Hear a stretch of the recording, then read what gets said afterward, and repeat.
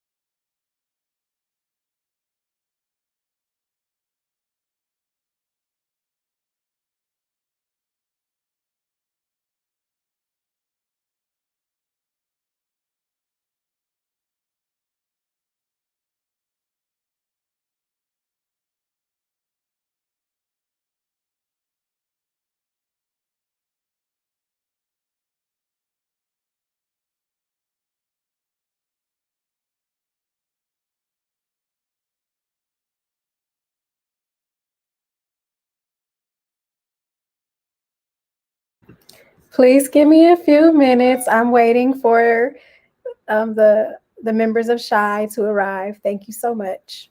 I appreciate your patience. Thank you.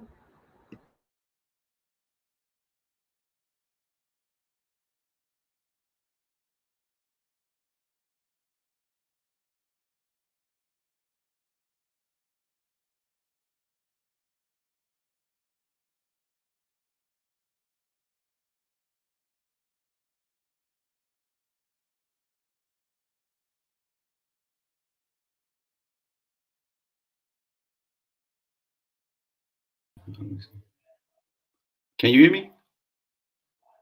I can't hear you for some reason. Let me see. Hey, now I can There hear you you. go. Oh, there you go. So I'm waiting for Mr. D. Yeah, he's probably trying to, log in and do all It's that. okay. Thank you so much. I'm gonna wait for him to get here so that I can give y'all both the um, introduction. All right, cool. Let me How you doing? I'm good. Let me center this thing because it makes me look like I'm looking somewhere else. You look fine. Like I'm looking, my eyes are looking at the screen with the screen button lined up with the camera. So now I'm straight, like straight ahead. So That hair. I like that hair. oh, came from too many bad haircuts in Atlanta. I just started letting it grow. Yeah, no comment about that one. They like to cut a lot. You say you need a trim, No, and you put like this much hair. I just wanted to fade back then. They like that much. Nah, back then I was just wearing a close fade with curly on top, and they every time they try to fade me, they leave that line. They wouldn't blend it in. So I just stopped getting haircuts for 2 years, and then it just grew into this. So my mother said you look very handsome. She's watching. Thanks, Mom. Thank you. So how are you doing tonight? I'm doing pretty good. I'm just, get stuff together. My little podcast, I'm starting up on Monday called Curiosity Collage, and I'm getting my research together for it and doing all that stuff today. So. Oh my! Wow. Okay, so you're gonna say that on here too. That's good. That's good. Yep. Well, just ask me all these things that you got to ask. We're live right now. We're live. What's up, everybody? Because it starts like at 10 minutes. If you don't go in, then it kicks you out. So okay. Look, let me just text these. I'm gonna have to edit it anyway at the beginning. So I want to give y'all the the introduction. So it's no worries. Oh, you called me, huh? And look, I got on the shirt. Look, Howard. Represent all day long. Let me call my guy real quick. Okay, so I'll mute you. All right. Yep. Okay. It'll just be a couple of minutes, everybody. So stay tuned. Stay tuned. I muted you. I muted you. Oh.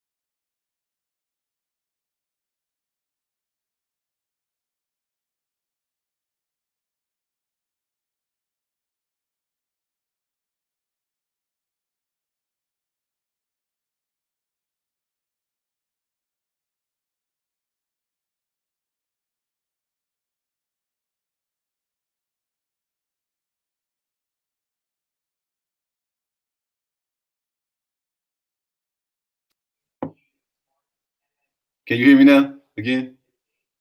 I can't hear you yet. I guess it's a delay. Say something. 1, 2, 3.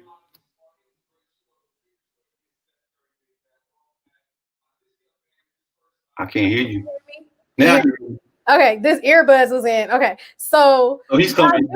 So I couldn't hear. Like that's the good thing about mute. Yeah. You said what? Okay. Look, I am very Look, I'm cool. So he got it all set up. He had to take care of something real quick. I'm no worries. We are excited to have you. So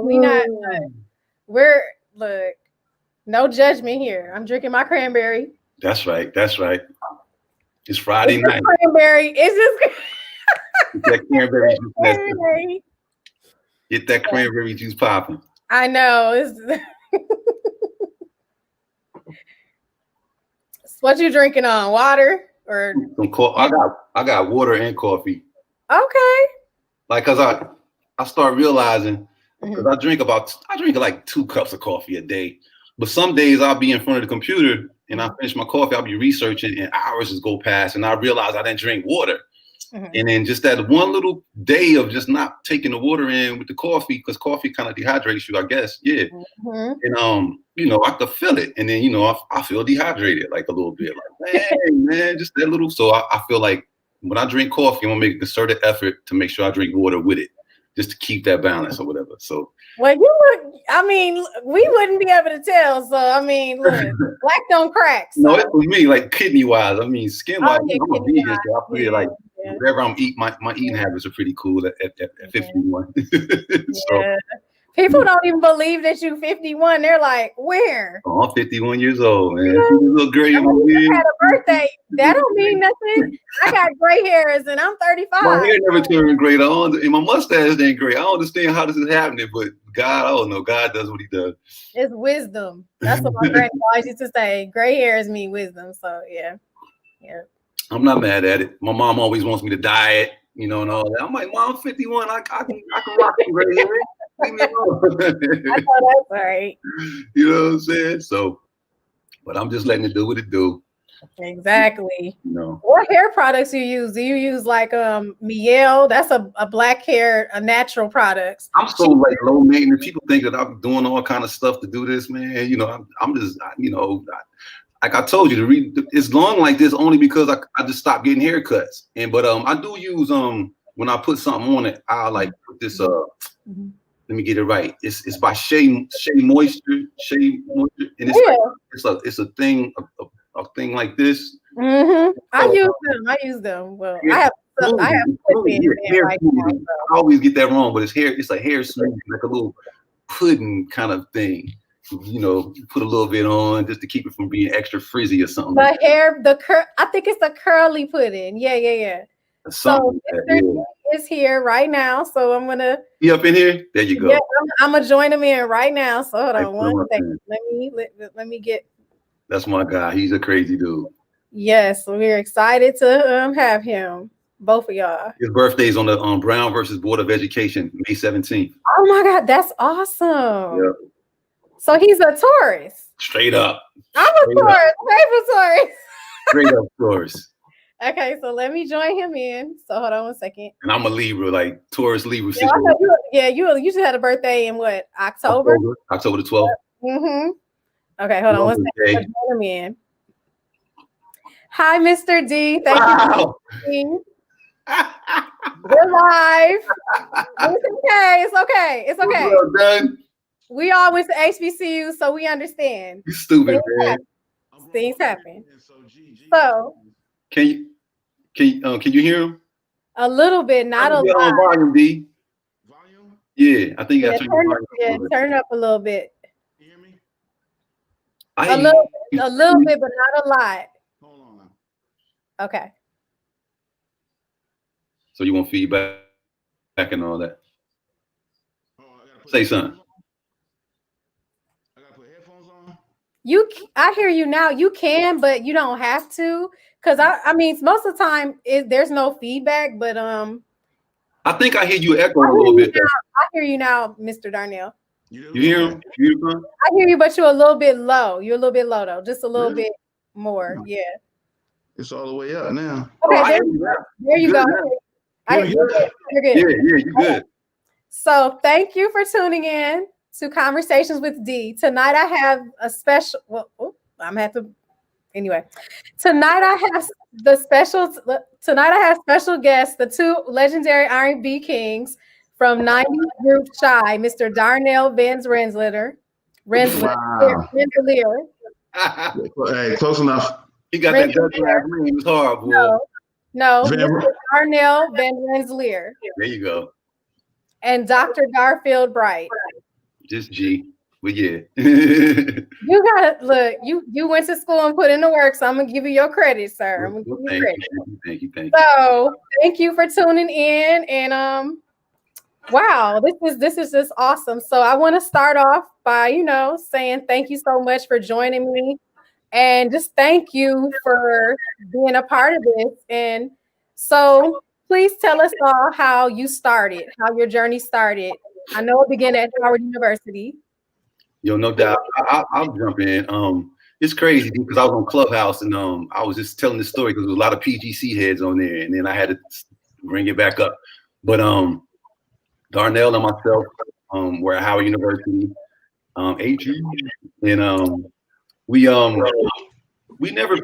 It's funny because she got it on. Yeah, she doing big things. Unbeknownst to a lot of people, we never did a lot of shows and all that stuff at Shai. Like we literally, as we formed this group, because Darnell was already in this group called Beta with Carl Martin, and then expanded out over time. Mark, who was one of the guys who pledged them, he with a couple of other alphas were preparing for this big old talent show at Howard and Crampton Auditorium, where they boo everybody all the time. And people like Tracy Lee and Sean Allen and Eric Robertson, they were in this show. And this was our first show too. But I wasn't even in the group. I was just hanging out because so I was married at the time, young. And my dad claimed me on his taxes, which forfeited my financial aid. So I had 2 semesters left at Howard, and I only had money to pay for one of them. So in that semester where I couldn't pay for my classes anymore, and I was kind of basically not in Howard, I still had housing at Howard. So I just used to go to fine arts with Darnell. I linked back up with Darnell and just sit down there in the fine arts room, listen to them rehearse all day long for like weeks, and I was just soaking it all up. And so like a couple of days before the show, 2 of those alpha guys, for some reason, they couldn't be a part of the show anymore. So Darnell's little situation, they went from 5 men to, a 5-part harmony situation to just 3 guys. And Darnell was like, yo, G, you've been sitting in here all this time. I know you know some of this bass, man. I know you know the parts. I was like, I'll figure it out. You know what I'm saying? So and I ended up being in this talent show with them. And he was scared as hell to getting booed, man, because they booed everybody. And I'm talking about everybody, not because they were whack, because it was some of the best performers I ever seen. Tracy Lee was killing it. Eric Robertson, y'all know how good he can sing. Sean Allen, Debbie Allen's niece. What? With this group named Pure Soul, they got signed to MCA Records. Like, these were top line singers. They were getting booed just because it was like the Apollo. They just felt like booing people at our expense. So we luckily went on last. Luckily. And we did all these Boys II Men songs as our songs. We was doing Please Don't Go Away. We came out to we were like 10, 9, 8, like Injection, fellas, right? And the crowd, and we had them, on the roast. They wasn't booing us. And then after we finished, we did If I Ever Fall in Love, kind of like an encore.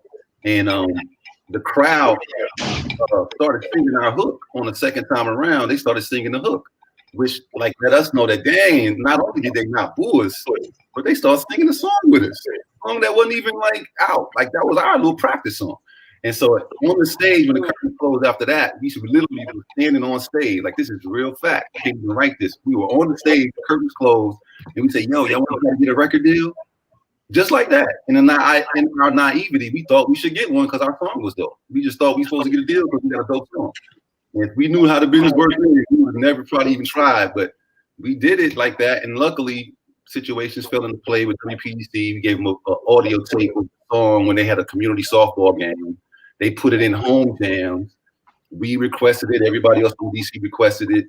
And we started charting before we actually kind of got signed to a deal. We kind of, in a weird way, had like a demo deal. We were working on the music version. And once the thing started charting, the label thought that it was viable. And we ended up with a full-fledged album deal from that. And we flew out to LA and signed with MCA Records, and the rest was kind of history, And that's how it happened. Wow, that's awesome. So I know that I know Darnell, you started off in Patterson, New Jersey, correct? Yes, ma'am. Okay, so Miss Holly wants to say hello. Her father was the pastor of First Church. Oh, wow. Yeah, she told me to tell you hello. Holly Richardson? Yes. What's up, Holly? Yeah, so she's the manager of a diva. So I did her too. Oh, that's dope. Yeah, she told me to tell you hi. I was like, I'm interviewing him. And she's like, oh my God, tell him I said hello. We go way back. And I was like, okay, definitely. So, you were a trumpet player, correct? Yes. You got a scholarship, so that's amazing. So we know that you were phenomenal in terms of like, okay, you came with something, obviously.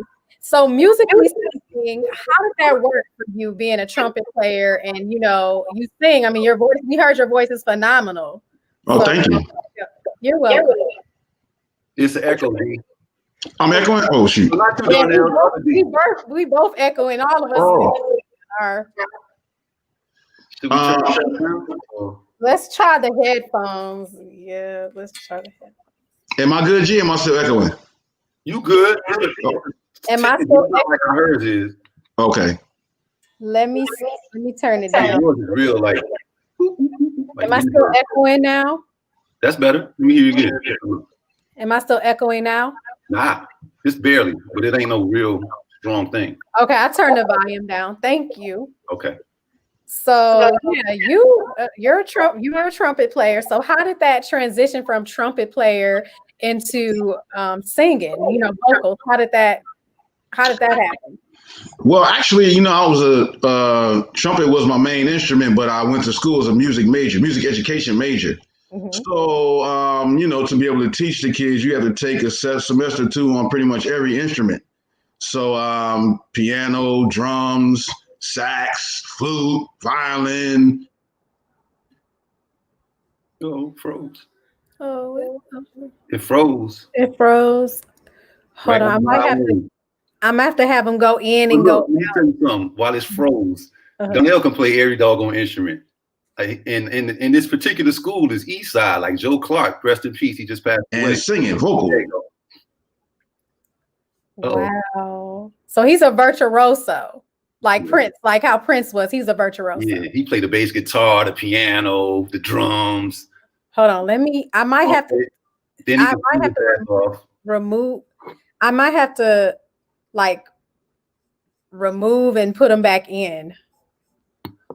Yeah, you kept freezing, D. Okay, hold on 1 second. Oh, he's froze now. Yeah, let me if I'm gonna have to remove them and put them back in, or either hold on, let me see. Let me reload the page and see what happens. Let me reload the page. Oh, refresh.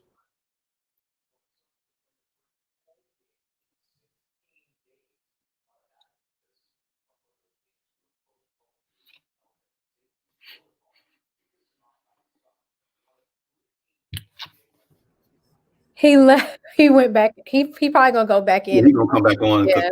He's frozen or whatever. Yeah. My apologies. Wow. I always call him a reluctant superstar because, like, the world does not know how. You know what he was like? Let me tell you. This brother came. We were roommates freshman year. When I was 17, came in. That was my first roommate. Like we both. Wow. And he was the guy. He's like Nick Cannon in Drumline, except he didn't play the drum. He played the trumpet. When he came into Howard, he was the guy. The freshman year, he was making up the choreography for the marching band. He was the guy. He was so nice coming from Eastside High School, and their band was so nice. Darnell came with a new energy.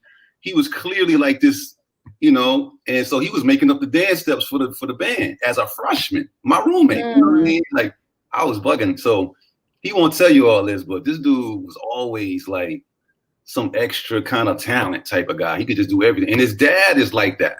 And his brother, he has brothers that are like dancing with Sierra, his sisters, and all these Broadway. Wow.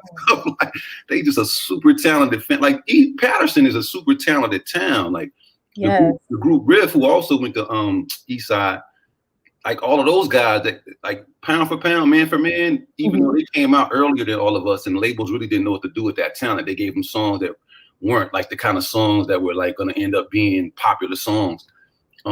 Pound for pound, man for man, that group Riff had the dopest singers, man for man, out of any group, period. I put them boys up against anybody, and nobody was going to out-sing Riff. Nobody. Now, it's individuals in other groups that's incredible, of course, but man for man, that 5-man group called Riff was bananas, man. So, and Darnell, that was his big bros, like, you know what I mean? They didn't even know he could sing like that. And then we his back of the screen is not showing. Is he coming? Is he there? D, you there? Can you hear me? I hear you. I can hear you, but no video. Okay. But I was just filling in the blanks. There we go. Yay. Yo, hey man, just froze for some reason. It does that. Like it did that to me on another interview, and it was really? Yeah. That's crazy. I apologize for it doing that because that's Oh, that was you. I thought it was on my side. No.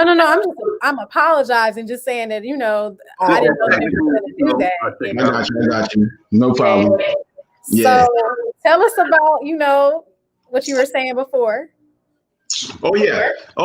So, I had to dibble a little bit and learn in the basics of, music that I was going to be teaching the kids. But actually, like G was speaking of, when I was online pledging Alpha, actually, I was known to the big brothers as a music major, but like you said, a trumpet player. And Carl, who was my line brother, he was known as the singer. right? Yeah, so we had this Valentine's show. You know, we see the guys pledging on the yard and they do little stuff for the big brothers to make them look good. So one such thing was this Valentine's tribute to the ladies of campus. And during that, Carl was supposed to sing "You Are So Beautiful." Oh, wow. Yeah, so but he had a baseball. He played baseball too for Howard. So they had a game that day, an away game. So the big brothers were like, "Yo, well, who gonna sing it? Somebody, hey, you do music, you sing it. You know what I mean, type thing."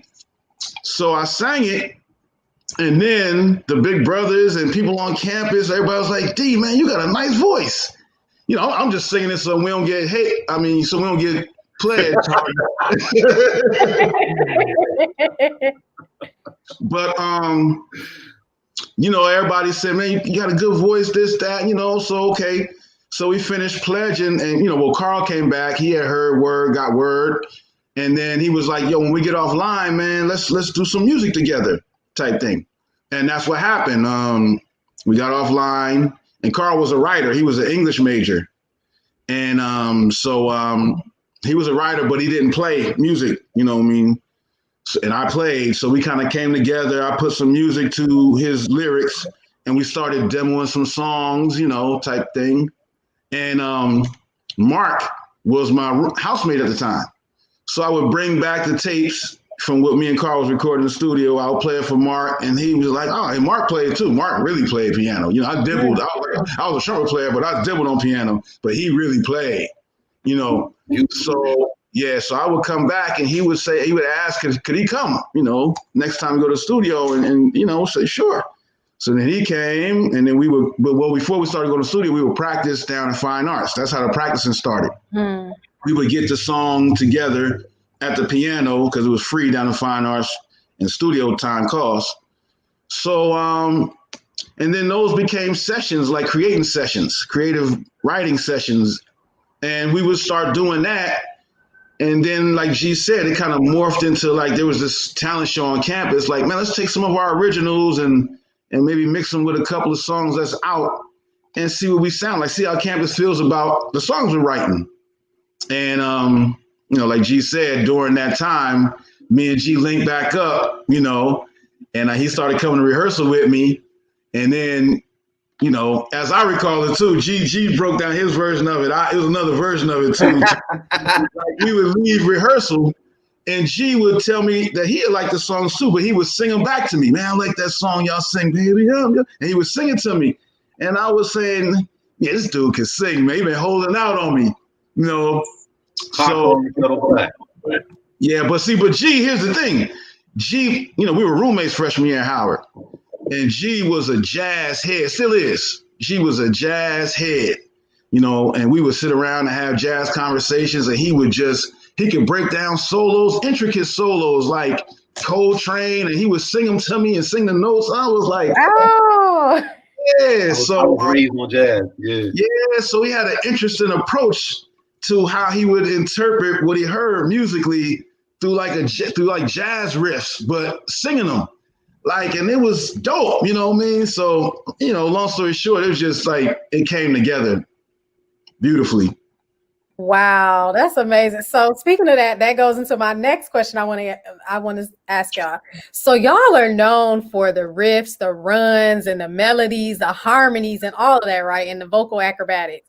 What were some things that helped you cultivate your singing style and influence the sound itself?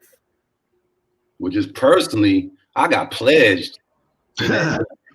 Like, look, I grew up, I didn't have any aspirations to be in some singing group that would get a record deal one day. And that wasn't a dream of mine or anything. I was just hanging out with D in the fine arts room, and they needed another dude for the show.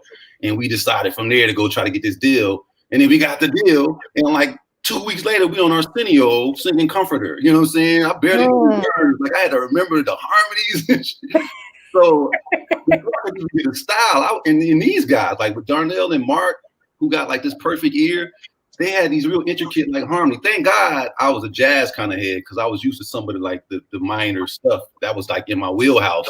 But then the particular iteration of it was like specific. You couldn't be off. Like, that harmony was serious. So I got pledged. So I, just actually on the job training, but then once I got into a place where I got comfortable and I knew the songs, I knew the words, because I was out front and I never aspired to be out front. I thought I was going to be this new addition to the group. That was their group. I was going to be in the background doing some harmonies with D. But I ended up being one of the lead singer type of dudes. So I had to learn quick. And then I had to find a voice. And that was like the first album was really me trying to find a voice and stuff. Like we had to do our first album in 2 weeks. It was 2 weeks because they wanted to sell If I Ever on an album for $20 as opposed to a single for $9.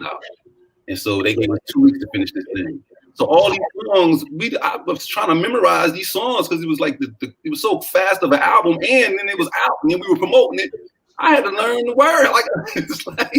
So once I finally got it, then I started being able to and by the second album, then that's when I was able to start writing certain parts. Like when I sing a lot of the stuff in the second album, I might have written that part and for myself, like the song Yours, which was like a remix to Baby I'm Yours.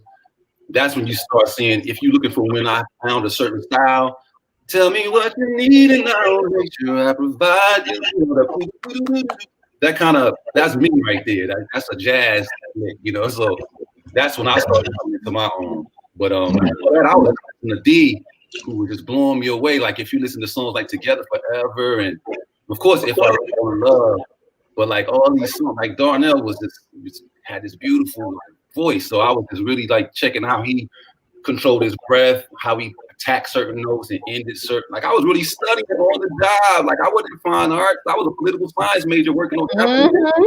I had to figure out how you do this and sustain it, And so I was just learning on the job with Darnell. So, but he could tell you how, that he can answer the question about himself. Yeah. Damn. What was the question exactly again? What was?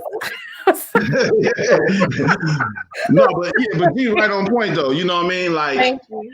Yeah, he's right on point. We pretty much our whole style kind of was a blend. I'm Patterson, kind of like East Coast. I would say too though, a lot of us '90s groups. Oh, that was your question. What influenced us really? Yeah. To a degree, a lot of us '90s groups, the gospel. It wasn't like straight ahead gospel with Commission and the Winans and what was their name? Oh man, Sounds of Blackness. Well, Sounds of Blackness, but it was another group like Commission. Dude, Adoration and Praise. There were groups in gospel, and it was for a second, it wasn't totally mainstream, but gospel was getting some run on radio for a second because it was it had a mainstream meet gospel sound, if you will. Take six. Right. You feel me? They were able to take real tight harmonies but there was still gospel lyrics and content, but the musicality, the sound of it was close to R&B enough to where a lot of us groups were able to look to them for harmony styles and arrangement ideas. And so I think I would say personally, that kind of begot a lot of what we were doing in 90s R&B, 90s male R&B, cats like that, Commission, Take Six, Adoration and Praise, those groups. Yeah. And then like G was saying, him being a jazz head, me being like a trumpet player, but then heavily hip hop, you know what I mean? Cause East Coast. And then my dad, he's like a soundtrack head. Like if you go to my dad's house, he has the soundtrack to Star Wars and Chariots of Fire. And, he would jog in the morning. He was like a jogger. He would run marathons. So he would get up like 4 or 5 in the morning to go jog and then come back and just bang Chariots of Fire loud at 5 in the morning while I'm still asleep. Like everybody gonna wake up. You know what I mean?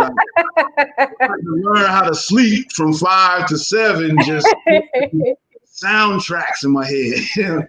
So so long story short, we had a nice, rich, group of musical influences at that time. You know what I mean? And we soaked it up because, you know, me and G, we music lovers. We would sit in a room as roommates freshman year and just build on music, just conversation.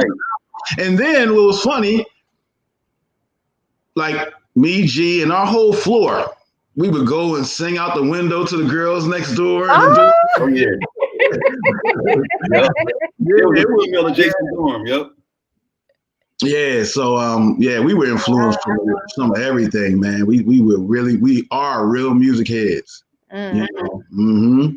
I could only imagine hearing the song arrangement and how that came together. How did y'all decide on who got what verse to sing in every song? I mean, y'all all had some very good verses. I mean, the song, you know, If I Ever Fall in Love Again, like, I mean, everyone knows the high note. That's the high note. Everybody know, and you did that. And then also, I mean, everybody had a special part. Yep. So it was just like, wow, who came up with that? Well, they had already written the song. That song was already written by the time I hit that group. They were practicing that. That was one of the songs they were practicing when I was hanging out in the fine arts, listening to them perform. But when we got to the studio to do it, like my little part in there was that mama, and I remember our manager said Garfield, because he was Carl's big brother Derek. He was our manager at the time. He was like, Garfield, you know, I want you to do something exciting in the song. Just give me some exciting, you know, like that. So it was like a breakdown, you know, after D, and there was a little space in there, and then I just did that. So it wasn't anything. It was real organic, all of it. Like everything we did pretty much was always organic. And later on, when we would do songs, it would be like most of the time, like somebody might come up with a hook. And if we picked the voices that we were going to have on the song, with the exception of a couple of songs, like Together Forever, that Mark already had written and stuff like that. But most of the time, it was like you wrote your own verse, like a hip hop joint. Like, all right, G, your voice could be cool on this record right here.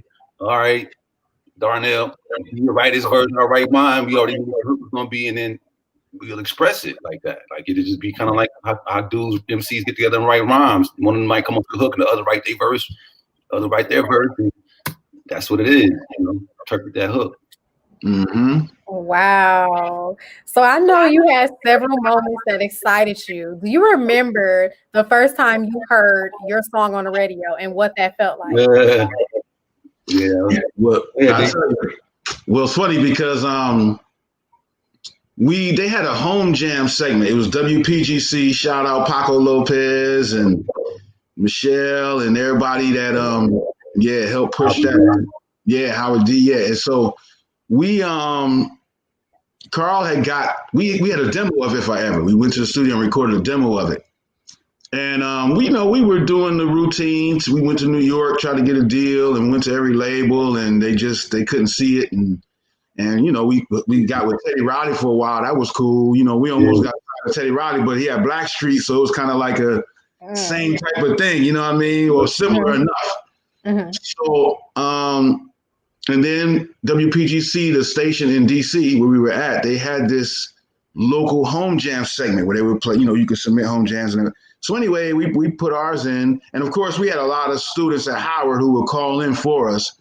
But then people in the city started calling in. They loved it. It was really getting real response like that. So, crazy. Yeah. So, but actually before that happened, I think it was spring break or something, and I went to visit my mom in Cali. And I remember I hadn't heard on the radio yet. And I remember, you know, it's time difference, you know, from the East Coast to the West Coast. So it was like maybe 4 a.m. in LA, and I'm asleep, and my brother wakes me up. Hey man, you know, Garfield and them on the phone. So I get on the phone, they're like, yo, D, check it out.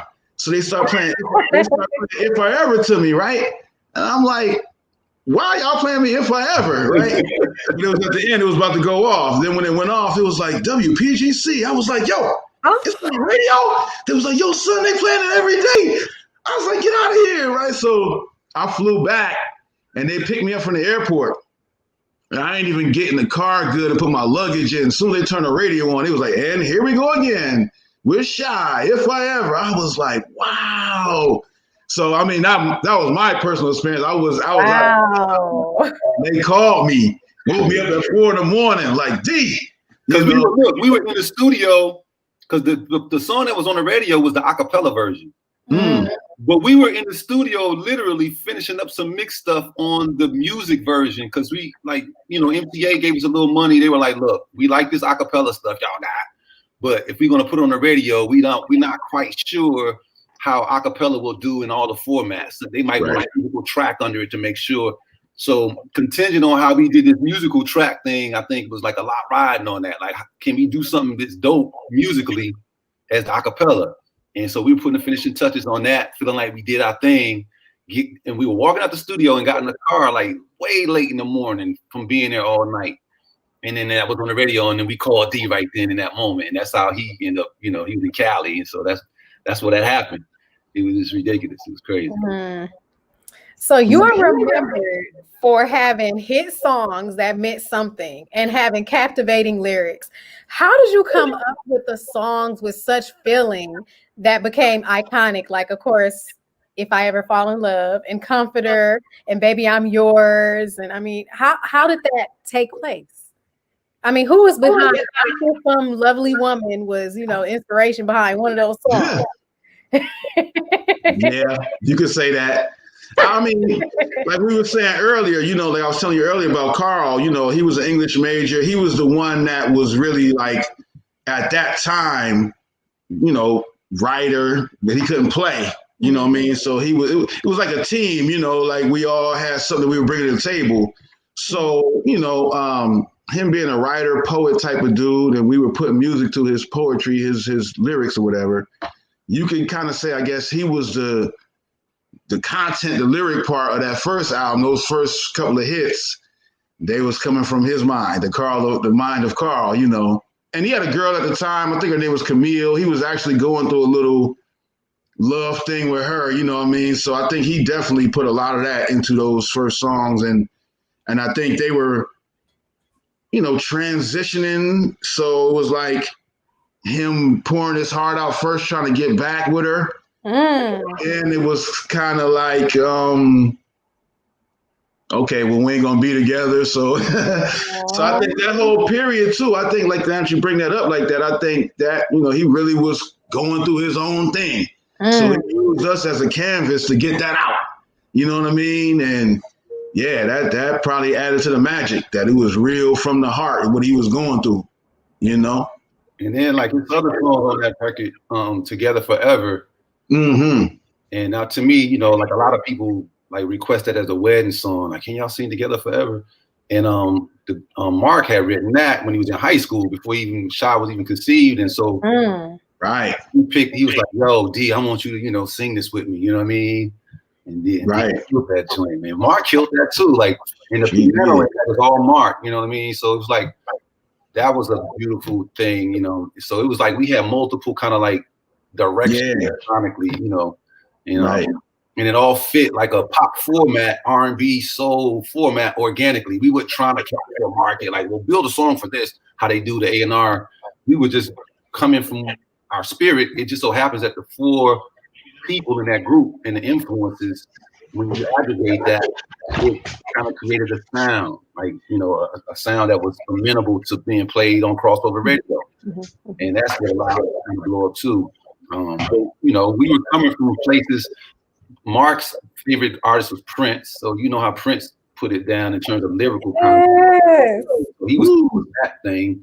Carl liked to listen to country music because truth be told, I'm not a country music fan, but plot-wise and lyric-wise, country songs are probably some of the best written imagery songs. If you really go look at country music, they have real serious plots and they always tell a story oriented. So he was studying that kind of stuff and, soap operas, I think, and stuff like that. And, and that kind of like led into our situation, with the sound. And like I said, we only had 2 weeks to get that first record done. So, that's how it went. It was just like somebody had to like take a back and somebody had to take a front. And then, but for the next album, we all it was more of a continuity piece. Right. I remember this song, You Will Know, from Jason Lyric soundtrack. And I'm like, where was Shai? Huh? They ended up being on Jason Lyric soundtrack? Yeah.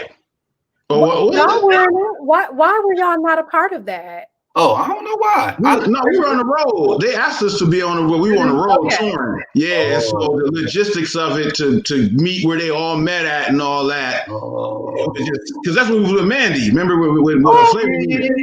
Yeah. For a little while. Yeah, so we definitely wanted to be a part. We were touring. We had like, I think we might have had a date, the actual date they were shooting. I do remember that now that you mentioned that, D. I forgot all about that, man. Yeah. Mm-hmm. Yeah, because when I listened to that, I was like, okay, that would have been so dope for them to be part. Why were they not a part of that? Because I'm like, I know they were part of it, and then I'm like, no, they weren't. I'm like, wow, okay. So, did you all have the opportunity to be as creative as you would have liked in the music and the direction of the videos? Yeah, well, kind of like that was where I came in a lot, because the video. At the time, they had a whole bunch of they had a specific style of woman that they wanted to put in videos, like these real non-ethnic, ethnically obscure. I don't know the phrase for it, but the light Amazon ambiguous, whatever. And so I wanted to make it a point at that moment to kind of big up, real women, like real Black women. And we got 16 Shades, not to take anything away, but when they commercialized out just a light skin, long hair kind of female, I wanted us to make a statement that we embraced the other part of the 16 flavors of Blackness. And I took a stand. So when you look at some of the videos, like especially like yours, you'll see like a solo black girl in there on the bike. She her standard of beauty, she's real elegant. She's not that typical standard of beauty you see, but she's beautiful. And that kind of thing. And if you look at the Place Where You Belong video, you'll see a lot of chocolate sisters in there dancing and stuff. That was like under, like we took control and kind of did that. You know what I mean? And then we went to Howard, Baby, I'm Yours. We didn't even use the models with the Z cards and all that. We said, look, man, we came from Howard. If we can't find beautiful women at Howard to put in our video, then we just ain't supposed to be doing this. So we didn't even let the production crew pick our women. Like we straight up went on a yard and we went up to a Nanda, went up to like, hey, be in this video. You know what I mean? And we worked it out that way. Like we picked our own sisters because we wanted more of an organic situation. And the girl Mark put in the video for his significant other. They remarried 30 years later, and now they're married with a baby and stuff like that. Like they actually got back together and really got married and stuff. That's dope. That's awesome. That's awesome. Yeah, but those are all Howard women in that video and stuff like that. Because we just came back to Howard to shoot it, and we picked the Howard women for it. Like he was going to be straight up all the way through and through. And it was a brother that did the video, a Black dude that directed that video. Cool brother name. But we wanted to set we wanted to kind of be ahead of the game in terms of setting that kind of trend and bringing it back to, represent, democracy of narrative participation. Make sure that we had our people forefronted in a way that other people weren't in that time period. Well, thank you for taking a stand. Like I noticed that I'm like, y'all did represent for the sisters. Thank God. So thank you for that. And I've heard so many songs that I wondered, hey, Shai could have done that. And what songs, if any, would you have liked to cover or remake? Oh, cover? Yeah, cover or remade. Yeah. Oh wow. We actually covered a couple. We covered Bonnie James. No, Song for You. We covered Song for You by Donny Hathaway. We never put it out though, but we did that. And did we cover anything else, G? Well, we did that the Eagles thing. I can't tell you why. Oh yeah. My favorite song. You came out, huh? For You came out. For You. Oh, that's right. We did it again with Rick Braun. Yeah, Rick Braun. That's right. I forgot about that. We did a stint with like Bonnie James, Rick Braun, Kurt Whalum. Original songs with what's my man, the brother on the side. Kurt Whalum. Kenny G. No, Kurt Whalum, the brother. Kurt Whalum.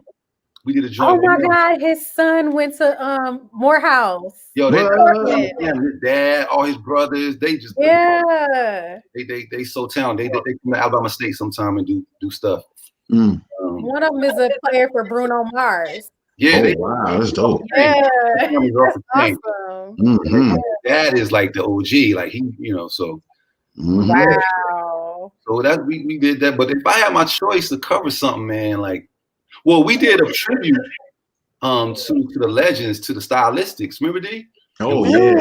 We got to sing with Russell and all them.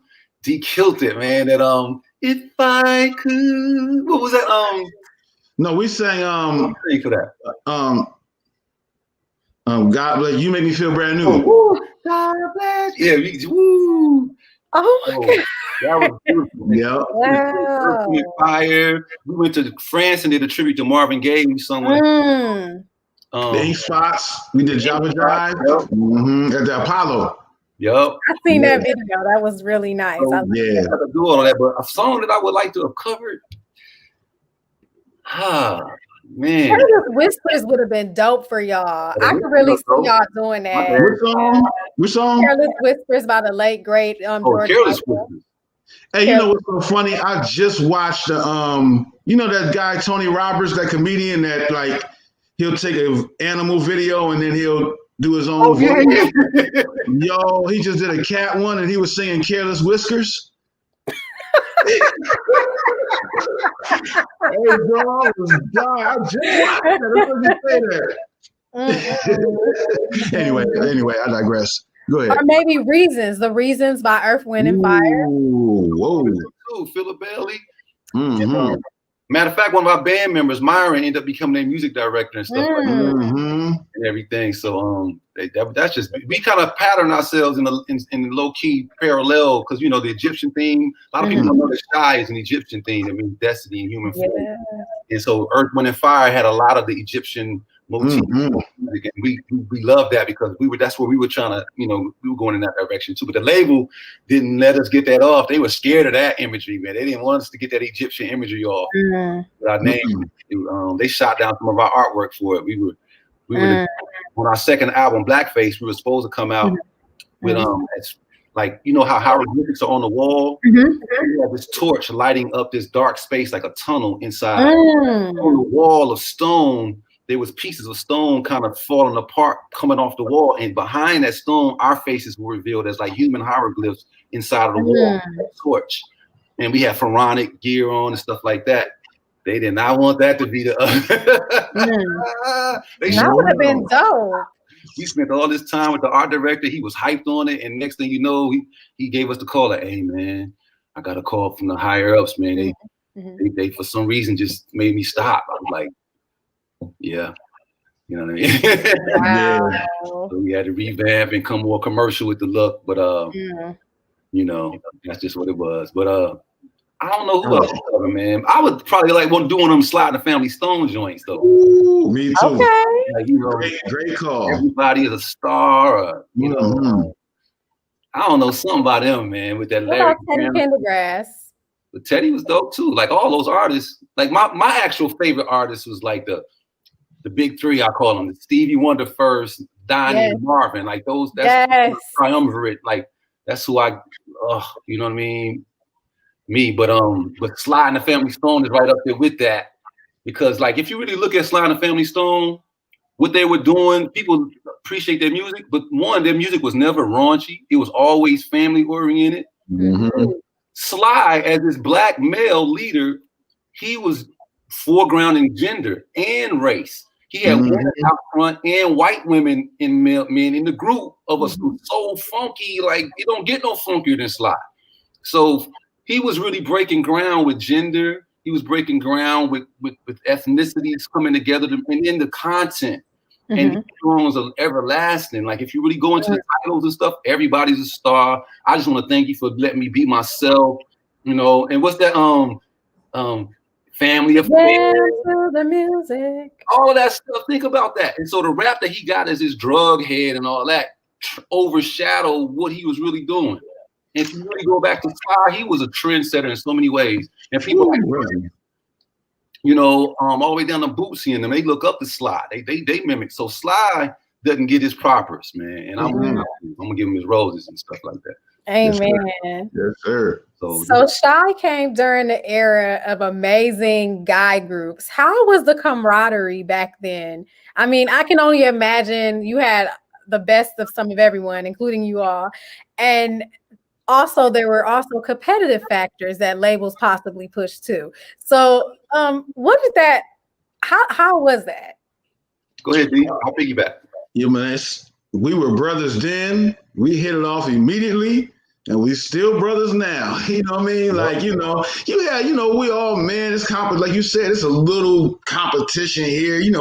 Everybody had their little things, but I mean, nothing that even would make the news not even close. You know what I mean? And for the most part, it was just like love from the beginning. Like we were all like an extended family. Yep. And it's still like that. We still do shows, and it's like we get together and we in each other's rooms, and and it's just, man, it's wonderful. Like that, like it's funny that you say that, because from the music, from being able to tour the world, from being able to tour with each other, this 90s thing has been a beautiful blessing to us. It's just wonderful. You know what I mean? And even the fans, like you said, we hear fans tell us, hey, this was the soundtrack of this part of my life, or I got married to this song, or I met my first girlfriend. It's like the whole thing is just, man, a wonderful place to have played a role and be a part of, Well, he still got that ringer on his actual cell phone. He got a ringer like a 1984 phone. You hear my text? I got an old car horn. It's funny because it goes like the old horns, right? Yeah. Hey, so I was watching Bagger Vance, The Legend of Bagger Vance, the other day. Okay. And it was like, they had them cars coming up, and I'm looking at my text like, is that my phone? Yeah.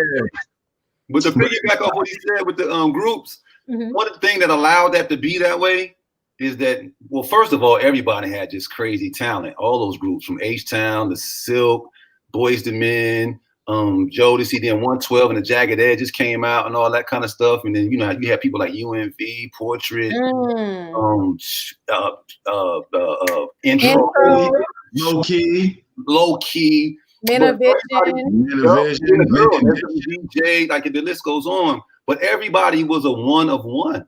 Everybody had their own sound. So we didn't really step on each other's toes. Like, we really each represented our own thing. So everybody didn't feel like, man, they trying to sound like us. Nobody had that feeling. It was like, yo, at the end of our show, best believe I was on the side of the stage to see what Silk show, so I can hit them now and then wait for SWV to come out with Coco sound like some kind of machine that just kept doing the same exact thing every night without no flaws. Like, is she singing for real? Like, like, it was just that kind of thing. And then so everybody had a healthy respect for each other, and it just kept going. And then that time period also paralleled the golden era of hip hop.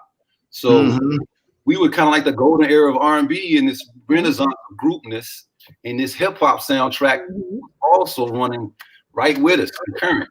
And all of that bled over into each other in terms of the vibe. It kept us fresh. We kept them fresh. Like, them hip hop heads was listening to If I Ever. Like, you know what I mean? It wasn't, they was like the art form of that. And we was listening to them. You know what I'm saying? I remember, because we were signed to Flavor Unit Management at one point, with Tretch and all of them. And I remember when Nas first came out, and Wu-Tang and Keith Murray, and, it was just like, we were, and we were all a part of that whole, it was like, and Snoop first popped, all of that was happening as we were happening. It was like we grew up together with that, like, and so it created a serious amalgamation of just raw, organic feelings that was going to have staying power. But we knew it at that time. We knew how special it was at that time.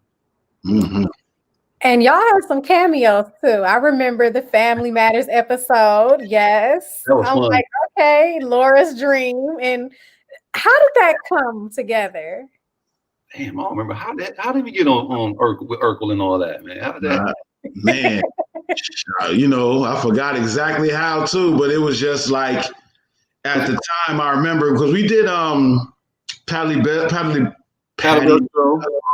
LaBelle show, Out All Night. And we met Def Jeff. That's how we met Def Jeff and the twins, the Maori sisters, and Yeah, and I love them. yeah, Wayne Martin and Morris Chestnut, all of them, you know. Ooh, faves. Oh, I tell you, it was dope because, you know, Patty had this trailer and she would cook. After the show was over, she would cook for the whole cast and for the staff, and then she would cook. That was crazy. Patty's dope. That's just. She made that macaroni and cheese, the something over the rainbow macaroni and cheese. Yeah. This is before the books, cookbooks, and none of that. This is walking around with hot sauce in their pocketbook, you know. Okay, wow. From the love, from the heart, you know. But I remember, like, you spoke to dope memories, like she summons us to her trailer. Come to the trailer, fellas, and then she was like, "All right, y'all hit the harmony. I'm gonna sing the lead on If I Ever. Let's get it." We went down just like that. What? Having Patty sing your song and we singing the harmony? Unreal. I was like, my mom would just faint right now. She Mine too. Man. Mine too. But it was like those days were just like that. You know, and it's a lot more stories too, like in that way. Like actually, she invited us to the crib because she wanted to cook for us and Boys and Men. I remember that was the next move. She wanted to, you know, put a spread out. But to answer your question, at the time, those shows, Out All Night and what was the one with Debbie Allen and Debbie Allen and I forgot the name of it. She had her sitcom, and we sang. Remember, we did the Christmas carols on that one. G. With Debbie LL was on there, wasn't it? LL, right? LL and Debbie Allen. Oh, all in the house. No, something like that. In the house. In the house. Brownstone was with us on that. Yeah, Brownstone. Look at that. I forgot about that. Yeah, Brownstone. They was. And then I got on Sequest. I had a co-starring spot one time on Sequest. I did a whole episode. You can find on Netflix. The Good Death is the name of it. But that was because we had submitted "Baby I'm Yours" as a song for the love interest for episode before, and they brought us to come look at how to, because that particular set was $1 million per show, and it was at Universal lot, and we were signed to MCA, so they brought us up there to see how it ran, and then they asked me, you know, have you ever done any acting? I lied and said, yeah. You know what I mean? You know, like, we got this role for you, if you want it, named Malik. And I like that it was Malik because I was signed for a minute, the Creative Artist Agency. I got me a little, I was trying to get in film for a second. Okay. All these like G Money type roles. And I came from Howard. I wasn't trying to play no drug dealer types. And so I was kind of like whack, I wasn't responding. But when they said Malik, I was like, shit, that means teacher or master, depending on how you say it. And so I the rest, whatever, I got to play a role with Roy Scheider and wow. But we got to do a lot of other stuff that we probably can't even remember right now. Yeah. I remember another one. So I think I recall seeing somebody look familiar in Weak by SWBs. I think I saw, your face, Garfield. How did that come? Well, because at the time I was, me and Coco, we had our little romance or whatever. And, because we was on tour together and stuff, and we kind of connected. And actually, it was before I didn't do that. It was before the tours, but I remember she was in LA and they was about to do the video, and I was just rolling up there, and she was like, "Yeah, you want to be in the video?" I didn't even clear up my label. I just went up there. Lionel Martin was the brother doing the video. My man Lionel was cool, man, and so they put me in there, and then they had a whole lot of other guys in there. A couple of dudes from Troop was in there. Chris Latimer. The Howard Alliance, the College Alliance shirts and stuff. He was in there. There's a lot of dudes in there.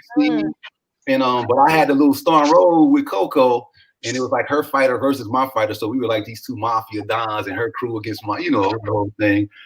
And it just worked out organically once again. Cute. Oh my God. I went down. I love Coco. She's one of my faves. I love SWV, another one of my faves. Yeah, mine too. That song. Yes. All the hits go. So question. So this is another question. The A&Rs, do you feel like they were responsible for making or breaking a new artist back then? When A&R was scared. they were always, from my experiences, A&Rs, artistry and repertoire, they were scared to really take chances because they would get fired, plain and simple. So instead of getting the next hottest sound and looking for real talent, they were just kind of like trying to keep their position. So they would do remixes. They would get a hot remix to a song that was already a hit. They would chart and they still get stability, but they weren't taking chances on picking like a new talent. Like if Stevie Wonder was trying to get signed back then and nobody ever heard of him, he would still not get signed because they were scared. But I always felt like A&Rs were scared. You know, they were just like the labels didn't really have an ear to the street. Now, when it came to independent labels, it's a different story. Like the Baby Faces and stuff like that. Back then, those were indie labels. Puffy with Bad Boy, they were closer to the street. So their A&Rs were real like they were serious. They knew the talent. They was looking for. But the label, they were stiff and slow and scared to really. You know, black music departments would turn over like 3 or 4 times doing a project. Like it was just politics and stuff. So, you know, that was just the nature of the beast. Wow. That's why I should say that because that spoke to the increase of logo deals. Yeah. So Bad Boy, you know, MCA took the credit, but it was really a conglomeration of logo deals, you know, production deals that was doing all the work, bringing the artists with Silas, Gasoline Alley, Uptown, and they were all under the MCA umbrella, but they and their own staff and their own A&R, like G said, they had the ear to the street. They were the ones that was really putting together the talent and the songs and the creativity and the breakthrough, the new sound, you know what I mean? So, yeah.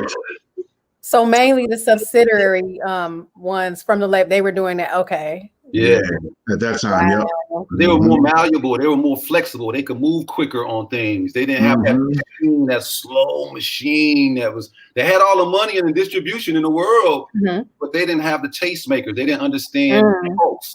So they were, you know, on the trend. And it was over 4 albums ago when they finally get it. Like, oh, we can put 2 singles out. One is a remix and one is you can have them both out at the same time. But we already did that with the Human Nature remix and the, you know what I mean? Like y'all should have did that, Ben did. Like matter of fact, with us, right? We had Baby I'm Yours that wound up being a hit. And then we had this song called Yours that we did a cappella that was supposed to be like our version of a remix to Baby I'm Yours. The label was scared to put that out right after Baby I'm Yours as a remix because they felt like it was gonna compete with Baby I'm Yours. So they made us do a remix album that was way later. The momentum was already over, you know, it was going to come out with Baby I'm Yours, you know, so stuff like that, you know. Yeah. Well received, but it would have been a doper situation had it come out with the momentum of what it came out, you know. So all those types of things, the labels were inflexible. They didn't get it. Yeah. Because I always wonder, like, you know, how come you didn't do like a to be continued video with sexual or any of that? And they weren't ready. Like, that would have been dope. I mean, way dope. At that time, the labels they weren't responsive. 2, they didn't trust our acumen. Even though we were human products in a marketplace, filling the pulse by virtue of us performing in front of people, seeing what they like and not like. We knew what it was, but in their purview, we were product. We weren't like intellectual humans who happen to sing songs. And so, you know, and that's what my dissertation is about that, basically. So yeah. I looked at like that. I looked at some of your dissertation. It was, of course, dissertations are very long, everybody, for those who are not aware of that watching. And I'm just like, wow, how did that come into place? I mean, your dissertation in general. I know that can take forever. So like it's really not a long story. Like like after a minute or two, like as I started to dim a little bit, I decided to take my black butt back to school. Yes. And I was, you know, I was living in Cali, and because when Shai came along, I had maybe like 3 credits left. I never graduated from Howard because I had 3 units left. It was a writing class and a gym class that I had left to take. And I decided, forget that. I'm going to sign this record deal and do what I do. By the time it was time to go back to school, the standards had changed for my major, so I had to take 33 units to do. So I was in California. I went to Cal State Northridge and finished up, did my thing. And while I was there, in one of my political science classes, I helped co-create a class called The Politics of Hip Hop. Wow. In the class, we started a journal called the Hip Hop Think Tank, where people who was hip hop heads would come here, but the class was a political science class. It would teach power dynamics, like political action committees who fund candidates to get their viewpoint in is the same thing as like how labels would give payola to program directors to get their. Like we drew parallels, and people were enthralled, and a lot of these artists were starting to write research papers. And then Tupac had died around that time, so hip hop became a sexy kind of academic topic. And here we are, this crew of hip hoppers writing research papers where we were getting invited to conferences. I went to Georgia. It was a conference in Georgia that I went to and presented a couple of papers, and they loved it. And they offered me a chance to come get my master's on their dime. Like they were like, we'll give you a free ride to go do your thing. I can't think of the term of it now, but they paid my way to come do that. A fellowship. They gave me a fellowship. That's awesome. And I did it. My master's thesis was on African-centered education, figuring out what exactly is that, like what makes it up.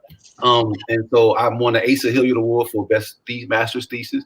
And then I decided, and I got picked. I ended up getting accepted to a PhD program at Georgia State for educational policy study, and I ended up making a 4.03 GPA and winning the award in that field.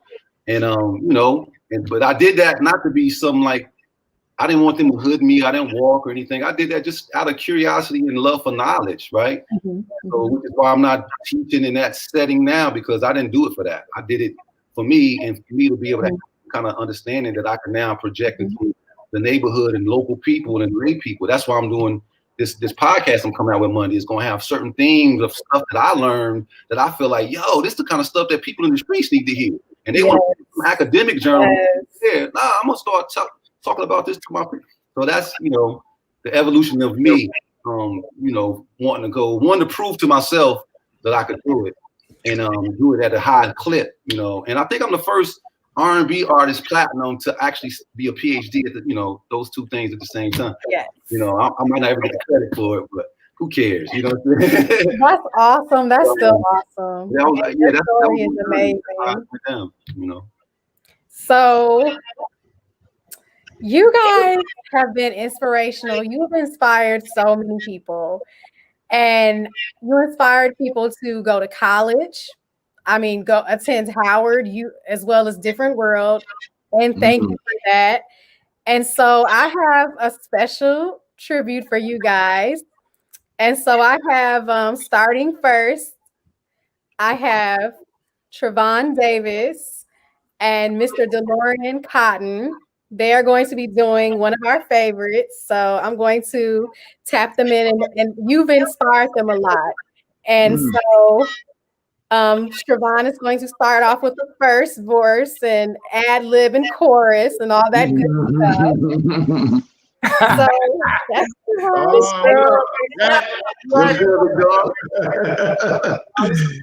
and what's up, Deanna? I ain't seen you in a minute. Hey, I know. Hey,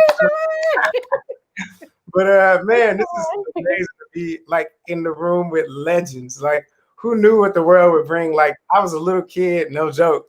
A little kid going around the house singing If I Ever Fall in Love. Wow. Who would know years later, you know what I mean? I have the honor of being like in the same room as y'all, a virtual room, you know what I mean? But yeah, I appreciate it, bro. Yeah, Alpha, right? Alpha Yeah, yes, sir. Yes, sir. see, hey, you. That's dope. That's dope. Hey, you sinner. All right, well, I'm going to start it off. You already know how I'm starting it off. Come on. Ooh, da, da, do, do. Ooh, da, da, do. The very first time that I saw your brown eyes, your lips said hello and I said hi. Right then I knew you were the one. That's right. I was caught up in physical attraction, but to my satisfaction, you were more than just a friend. And if I ever fall in love again. I will be sure that the lady is her friend. And if I ever fall in love so true, I will be sure that the lady's just like you. Oh. Yeah, that was dope. I see you. Hey, man, great Ooh, voice, bro. you're not done yet. Oh. Baby, my baby. Come on, you gotta do that part. They always stop at my part. No, come on, you gotta do the ad-lib part. Yes, you gotta do that part. No, you don't. Wait. That's DeLorean. I ain't taking away none of the DeLorean sign. No, that's your part. Yeah. Yeah.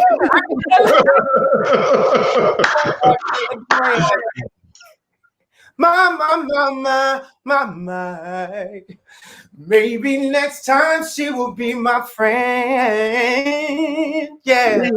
Okay, here comes DeLorean. Yes, sir. Okay. Oh, hold on, let me get you off mute. No, hold on. Go ahead. Be your one and only. Promise that you'll never leave me lonely. I just wanna be the one you need. Oh, baby. I just wanna be the one to serve you. Sometimes I feel as if I don't deserve you. I'll cherish the moment that we shared. And if I ever fall in love again, I will be sure that the lady is a friend. And if I ever fall in love so true, I will be sure that the lady is like you.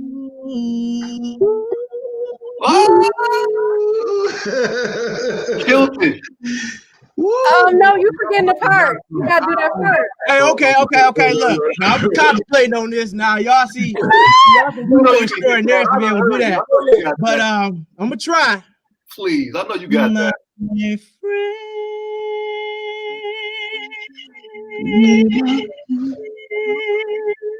My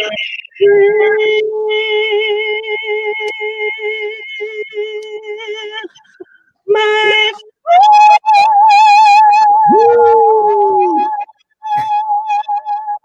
Yeah. Yes, sir. Woo. Well, you a bad boy, boy. Yes, sir. Both of y'all. I have another one. We have Y'all killed that. Together Forever by Tanae Yes, Tanae. Sims. Dope. Hey, man, y'all brothers made me feel good just now with that. Hey, Trevon. What's up, Tanae? Hi, Gloria. Hi, Darnell. Hi, Garfield. Hey, sis. Garfield. So, this song, I love you guys, by the way. Thank And this is the B side. This didn't make it to the airway, but it's my jam. You know, my little elementary heart was in shambles. Okay.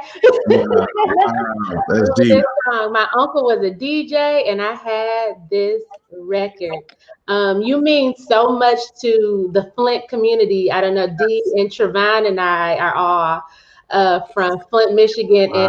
And if I ever is a staple at like every dance party. Wow. Slow music at the club. No joke. Yes. So I got my little mic, and Uh-oh. I don't know if I could do what DeLorean and Trevon just did, but you all inspired an entire generation, and to meet you here on this platform, and you guys have such pleasant spirits. Like you guys, your spirit is so genuine and pure, and I love it. So Oh, we appreciate that. We appreciate that. Yours is too. Well, all of y'all. Indeed. Most definitely. If you say that you love me, won't you stay with me for all time? Because your smile, it is what keeps me going through all the hard times. Yes, it does. And we'll be together forever again. And we'll be together forever, just you and me. I'll be with you until the end of time. Thank you. Oh, beautiful. That was beautiful, man. That was one of my favorite songs too on the album, like, cause you know my man D and Mark, you know, and that song, like, even though I was in the group and we performed it and stuff, on stage, I used to catch feelings in that song. Like, hey, can I tell a story about that song real quick? I don't know why I'm telling this, because it really has nothing to do with the music side. But when we would do that song, we would change. Like when we first came out, we would change outfits. We would start with a certain outfit, then we would do that song, change to the all white, bring the piano out, and then change again, right? Mark fell off this. Hey, dog. Yo, so we're backstage, right, at this one place, and the stage was literally set up on these rollers, these big rollers, right? So when we would go backstage, they would have the people with the light, so we could change real fast and come out.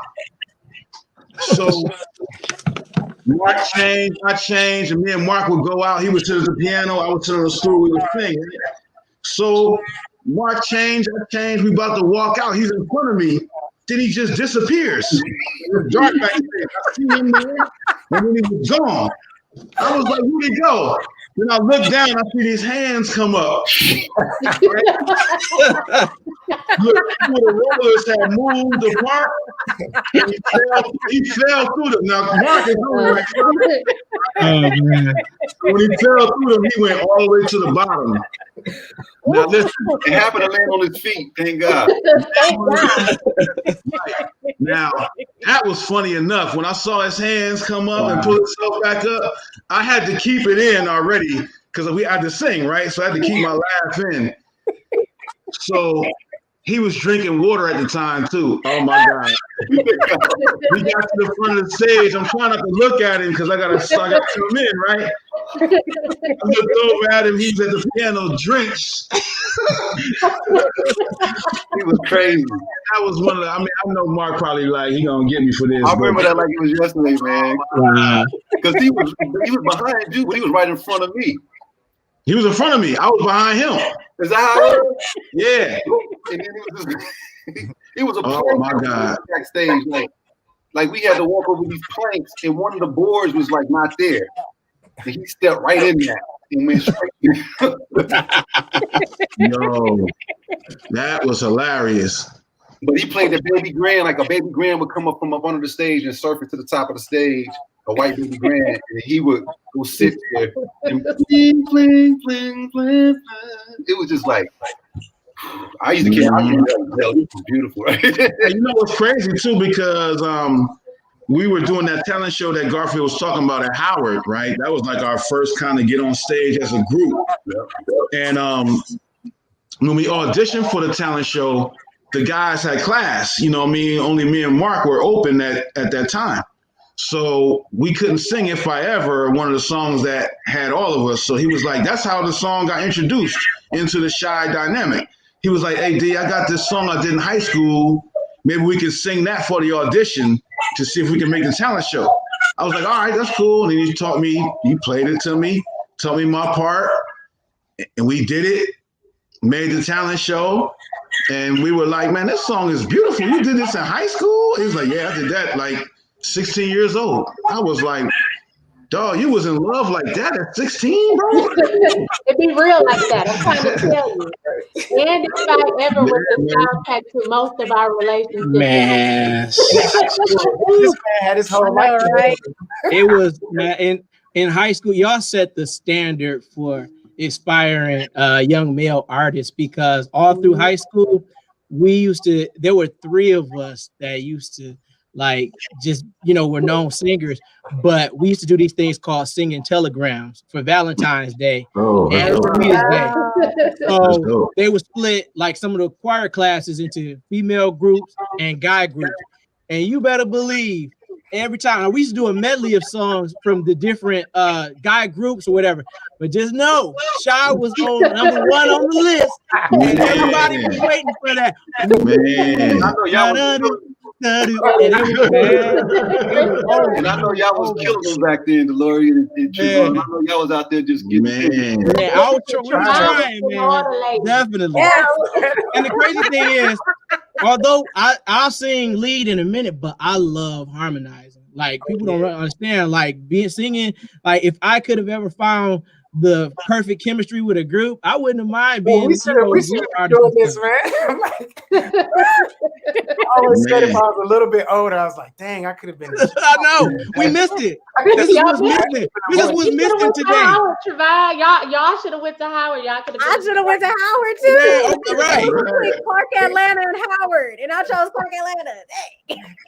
Hey, Clark Atlanta, all of that. Yeah. Listen, I tell you. We were, I was in a marching band at Howard, and I remember the first time we played Morehouse for our homecoming. That was our freshman year. Yeah, freshman year. And we were out there at practice the night before, Thursday night, Friday night before the game. And I remember 7 buses pulled up. And it was all Spellman. Whoa. Okay. They came flying out the bus. I was like, oh, my God. Yeah, so listen, like the whole AU, like, damn. Oh my God!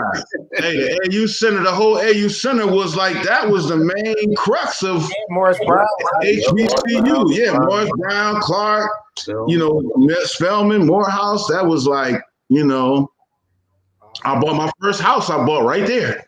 As soon as we got money, immediately, I'm right there, right in the West End, Okay, West End. Yeah. Hey, man. And then Cascade Road down the road a bit.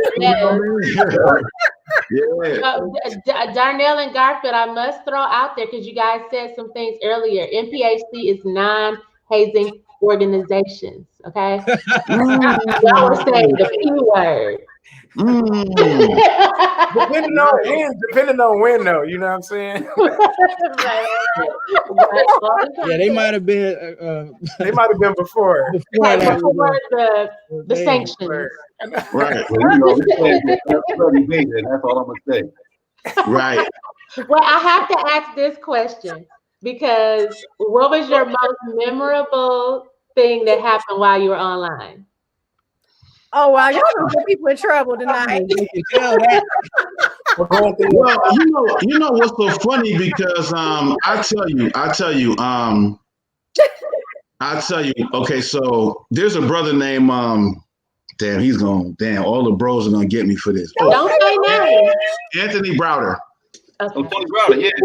Tony Browder. So Tony Browder is one of the foremost Egyptologists in the world too, in addition to being a beta bro, right? Right. That was rough. Yeah, right. So one time we were online, he came and he was showing us basically mind over matter. He was showing us really as humans how much we control the physical world. And he showed us this thing. He sat our brother down and he had us take a finger. He had 4 of us. And he had us take a finger. 2 people put a finger under the knee joint, right here where the leg creases, and 2 fingers back where the thigh, right where it meets the butt area, right? And I forgot exactly. He had us focus and say some stuff, but it was just a finger, and he had us lift. Oh yeah. And dude came up off the air, bro, and I was sold. I was like, hold on, bro. You know what I'm saying? Like the whole concept of like you can tune into higher accesses of your mind and really control this world.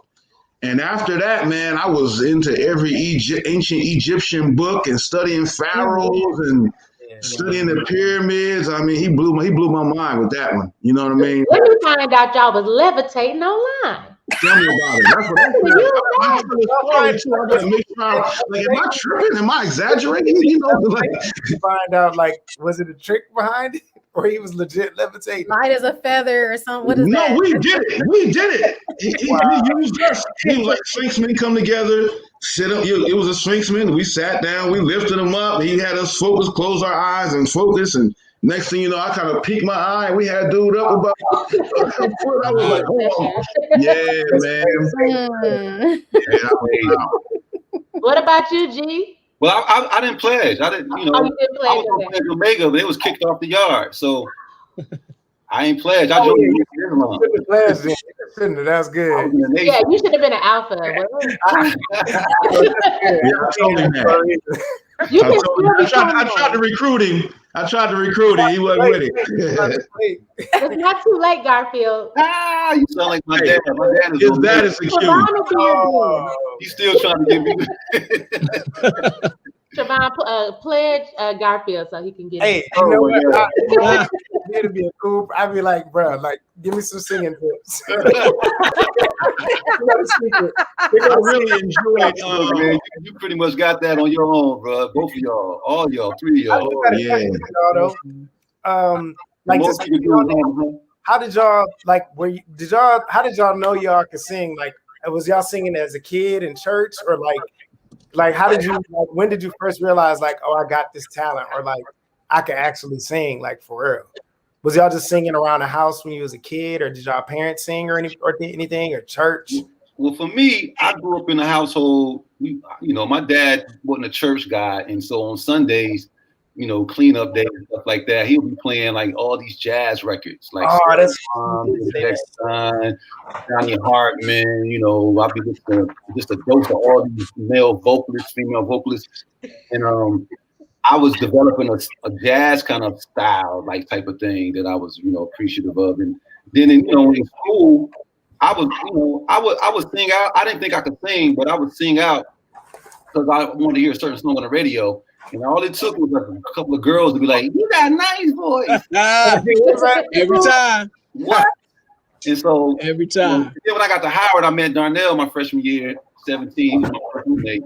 And he was like, "Yo, G, man, you can sing, man," you know what I'm saying? And then D, his dad was heavily into music, and he was writing a lot of songs for the group Riff because he was their manager and stuff.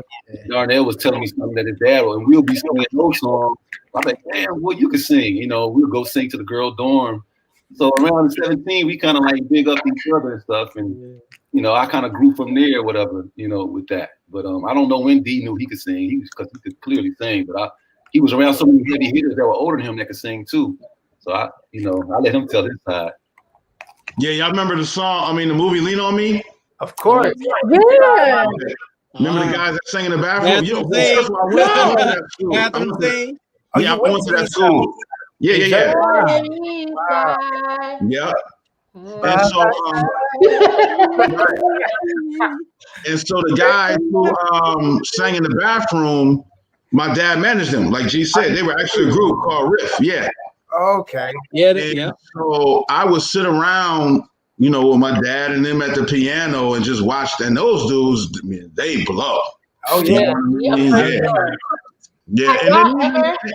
Have you ever sang a song to get a girl back, like that you broke up with, and you tried to win her back, or you were trying to holler, and so you sang? I never used my voice in those kind of ways. I don't know. I had a good talking game. I just kind of like. You know what? I never sang, but Garfield wrote poetry in college as my freshman year roommate. And I would steal his poetry all the time. As you should. Put my name on it. You know what I mean? Give it to my girl. Like, look, I wrote this for you, sort of. And I didn't tell G till years later, so it worked, you know. So let me ask y'all, do y'all, because I'm usually interested in seeing knowing about a lot of singers' vocal remedies. So like I know you guys toured and traveled and things like that. A shot of Hennessy before the show. Okay, because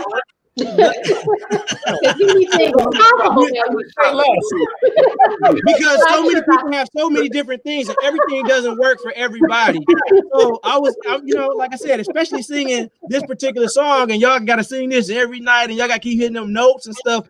Like I was interested to see how you, but okay. The reason being, like, you know, it's not as astringent as like tea and lemon, because lemon is like a astringent kind of yeah. Acidic. Yeah. But the Hennessy, the spirits in it, it'll knock the mucus off, but it's still coated, and it gets you a little bit like the way you know what I'm saying. So all those things and it make you feel good too. I feel from Flint. He said, I learned that from Lil G from Silk. Lil G from Silk told me that. Taught us that. Wow. So that's his remedy. He be singing. Wow. Those lyrics are powered by Hennessy. I know. You better believe it. Yes, DeLorean, you know. Yes. Okay. What about you, D? You know, also too, I had you know, I was in fine arts at Howard, you know what I mean? So I had access to a lot of singers, vocalists, and all that from early on. Yeah, one such brother, man, I forgot his name. He's gonna curse me out too. But anyway, he kind of gave me lessons on singing from the diaphragm early. Like as soon as Shai started, he taught me. He would tell me to lay down, get a book, put it on my stomach. You know what I mean? And then, because he would tell me to take a deep breath, and when I would do it, I would expand my chest. And he was like, "No, actually, your diaphragm is back here." So he put me in a habit of like almost trying to expand your lower back, if you can imagine that. Expand your lower back. That's where your diaphragm is. So he told me, he gave me a couple of techniques of how to pull my air from my gut, if you will, from my diaphragm. And that helped take the tension off my throat a lot from the beginning. That's actually a yoga technique. Actually, when you go to yoga, to put the air to circulate it from the top of your head to your feet and get the oxygen flowing through there. So and then chi energy too. That's funny you say that, because they got the chi energy. I would study a little bit of martial artists that would use chi energy, and they would do the same thing. They would stand like I forgot what that position was called, but it was like a tree. This one. Downward dog. Downward dog. I think that's no. Downward dog is down. I think it's that one. Yeah, something like that. It was like I remember that what he would tell me, like you were a tree literally, and you would pull it from the earth, pull the energy from the earth, the actual chi energy from the earth, and really think about it. Yeah, that's a real thing. Yeah, so a few of those things, and then the Hennessy, that would be pretty much, add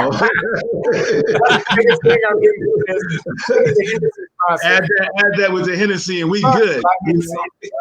And also too, our first song, especially later, like now in this 90s tour now, we kicked the show off with Place You Belong, pretty much.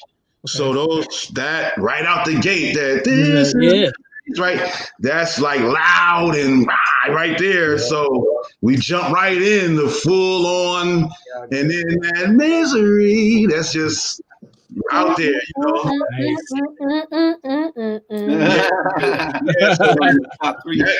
that gets your vocals open quick. You know what I mean? Yeah, that's one of my favorite joints we do too, because I don't know why. Your part is like so like It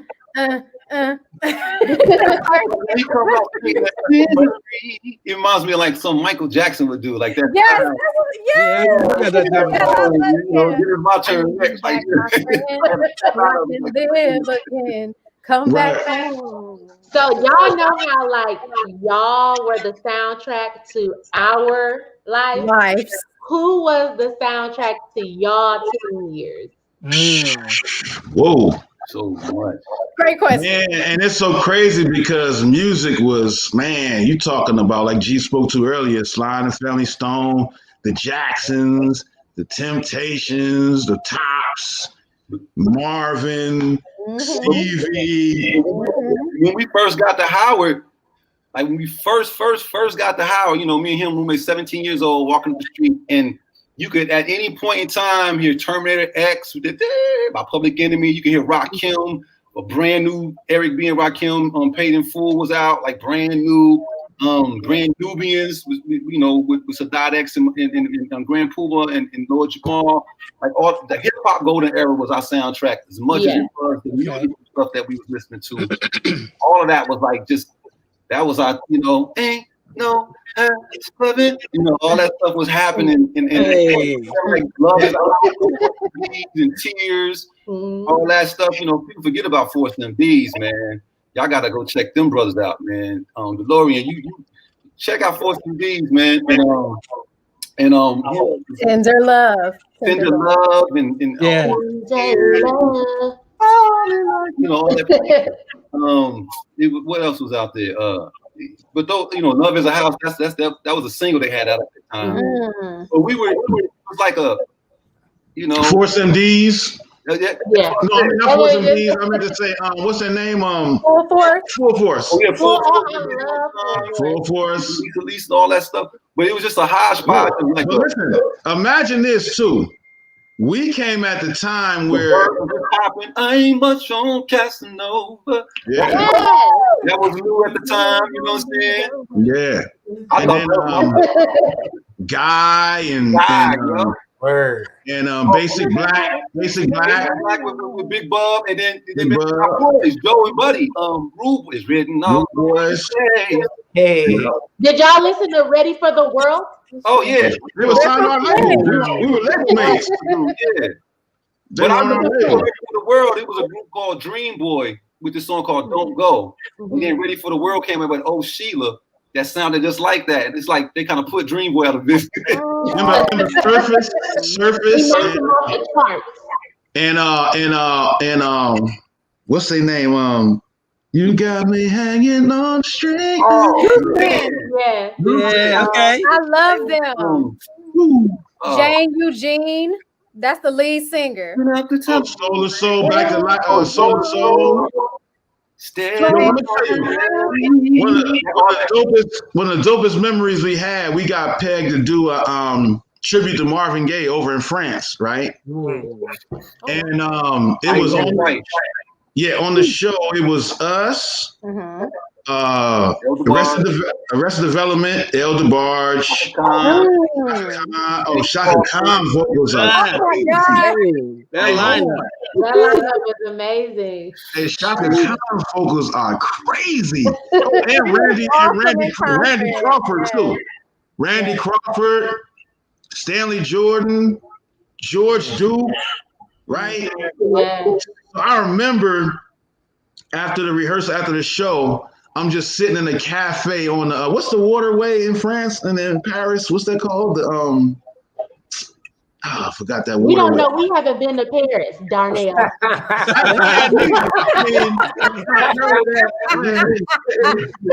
But anyway, I remember I was sitting there with Ishi from Arrested Development and Karen Wheeler from Soul to Soul. Right. Yep. It was us three sitting in the cafe eating crepes, right? And I remember in the middle of our conversation, they were just talking, and I was like, "Yo, I'm sitting here with Ishi and and look, yo, this is amazing." We did another show right there with Mark, like, and it was like Crisscross that got big, and it was Marky Mark, yeah.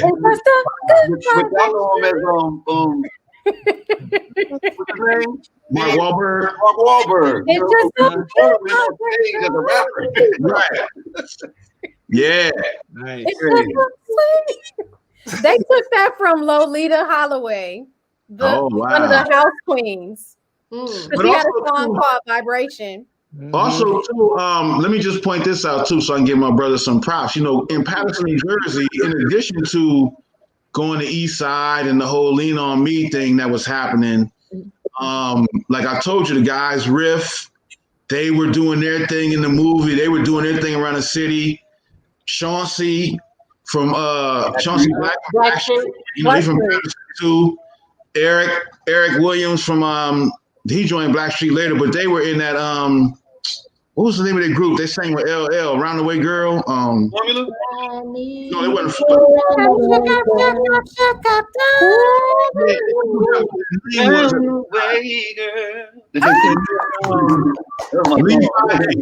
Levi Little, that was in Blackstreet too. That's my favorite dude out of Blackstreet. Is that the one who did Joy? Remember Joy? He's the one who did Joy. Long as she got to have it. No. Remember Joy?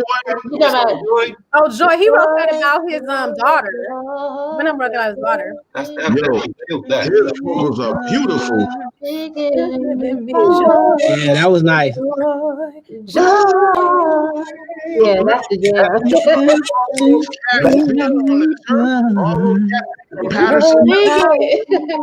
jam. Man. They all went to the same church in Patterson, yo. That's crazy. I used to sit around to these guys, man. What about Big Bub? Wasn't Big Bub a part of that? He wasn't from Patterson, but he was right there in Jersey, like I think East Orange or something. So he was there.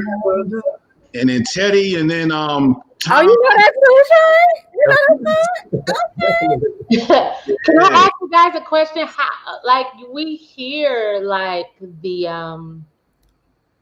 you know how groups fall apart and all that stuff. Y'all seem to have such great camaraderie. Like, how did y'all keep it like so brotherly and love? I'm trying to tell you, like, y'all spirit is they like answered that. They answered that. I didn't hear that. How did y'all? Me and this dude, we brothers, because like y'all freshman 17 years old, you come into college, right?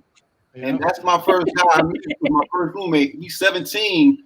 We're not even 18 yet. And then from 17, I'm 51 right now. Like, we ain't never. Who's the oldest? Who's the oldest? He is. I mean, like, y'all look good. I wouldn't even say that y'all are in y'all. I wouldn't even think that y'all are in that. But what about the other two? Like, I'm saying, all four of y'all still cool, right? No, well, you got some rocky moments with the other two. That's all I'm gonna say. Like, me and this guy, the way we were brought up on the East Coast, we both was hip hop heads. We had like a similar like upbringing. Mm-hmm. The other two dudes, one was from New Orleans, one was from Miami. Yep. And it was like we met at Howard, that was our common ground. But sustainability and long term, him already has so many things in common like that in our spirits were the same too. And just like we think alike, man. You know, it's crazy. Like, so it was just God, divine. Yeah, you're originally from Tennessee, right? Yeah, I was born in Nashville, Tennessee. Yes, I was. Davidson County, right? Davidson County. Davidson County, yep. Davidson County. Wow. I grew up in Boston. That's where I grew up. Like, you know, like my coming of age years, my high school years and stuff like that. When I was at Howard, I would come back to Boston. That was like where I came of age, and that's where I really got my little manhood on and all my experiences and all my situations and all that. It was there in that northeastern period. And then my grandma lived in New York on 128th and Lexington, and we would have to go there every weekend. And I was getting a taste of that popping and breakdancing was moved in, and all that kind of hip hop was, you know, that man, if y'all could live doing that. You played football too. Didn't you play football, Garfield? I played all sports. You know, I was a football and basketball dude. I had a because you about like 6'5", right? Aren't you like 6'5"? No, I'm 6'3.5", you know. Okay, 6'3.5". Okay, yeah, you play football, right? So in Boston, you know, that's New Edition territory. Yeah. Like Shai, did y'all feel like you got to live up to the New Edition standard? Yo, let me tell you. It's funny because New Edition already were legends. You already know. But I mean, right when we were coming out, well, before we came out, BBD had kind of branched off and did their thing, right?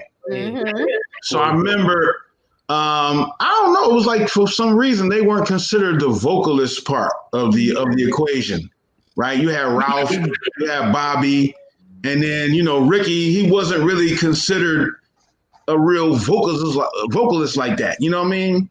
So I remember they came on the tour with us. We were on the Superfest when we came out. Us, H-Town, SWV, Silk, right? It's real singers on that Superfest together, right? And so I remember we kind of was feeling ourselves when BBD came on the tour. Like, I know these legends, but they can't really, I mean, we singers out here, bro. Yo, let me tell you something. They came on that tour and taught us all why they are BBD, why they are legends. They used to come out and do that, let me see you smile again. Oh, Ricky would go to work. Like, man, like, James Brown, you know how James Brown put that cape on and then he'll come back on stage again? Yeah. Ricky was doing that kind of stuff and come back and then he was killing it. Man, yo, they came and gave us like that legend taste. Like, man, y'all better recognize. one of my guests wrote that song. One of my special guests wrote that song. Timmy Gatlin. Yeah, I believe that's the one he wrote. Yeah, from Guy. Yep. Yeah, he was a G back then. Yeah, he was. Yeah, and that's another thing too. Like you spoke of him and Dink and Bernard Bell and all those cats that were behind the scene and that were really like, hand in hand with the artist, the writing and the music, man. It was like you were speaking of earlier, it was a real rich time with real passionate music lovers, and we were sitting in ciphers. One of my greatest experiences was at BRE. The BRE in the bathroom. The BRE. We had this conference called the Black Radio. What was it? What's the E stood for? I don't remember, man. Anyway, the BRE was I was the first one in the bathroom, D. And then Pac, because Pac was, remember Pac was there. He had his little seat.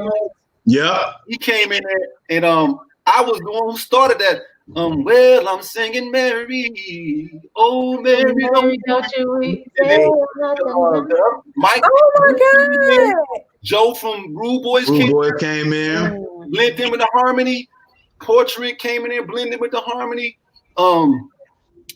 Mike from Riff came in. It was like 5 just singers came in. Next thing you know, jam session in the bathroom. Mary, don't you weep. D walked in there. That seems so magical. I know, man. When you mentioned Pac, man, Pac was the GOAT. Wow. Pac used to love us, man. He cannot platinum. Yo, platinum party. He made the dudes, the label dudes. They were doing this long introduction. Pac was like, "Yo, man, can the brother speak?" That's how we met Pac. That's the first time we met him. You're right. Yeah. Wow. That is so dope. Yeah, it was great. Yo, Ice Cube was our landlord for a moment. Yeah, we first moved to LA. Remember the video? Today was a good day that he had. Yeah. The house in that video was the house that we lived in, and O'Shea was our landlord with Kim as his wife, and it was like that was the crib we lived in. Yep. That is wow. That's interesting. True Black history right there. I know, right? We getting all the wow. So I do have to say one thing. So there was a performance with you all, and you did this, and I was like, "Oh wow! Somebody missed the note." Really? We're probably a few of them.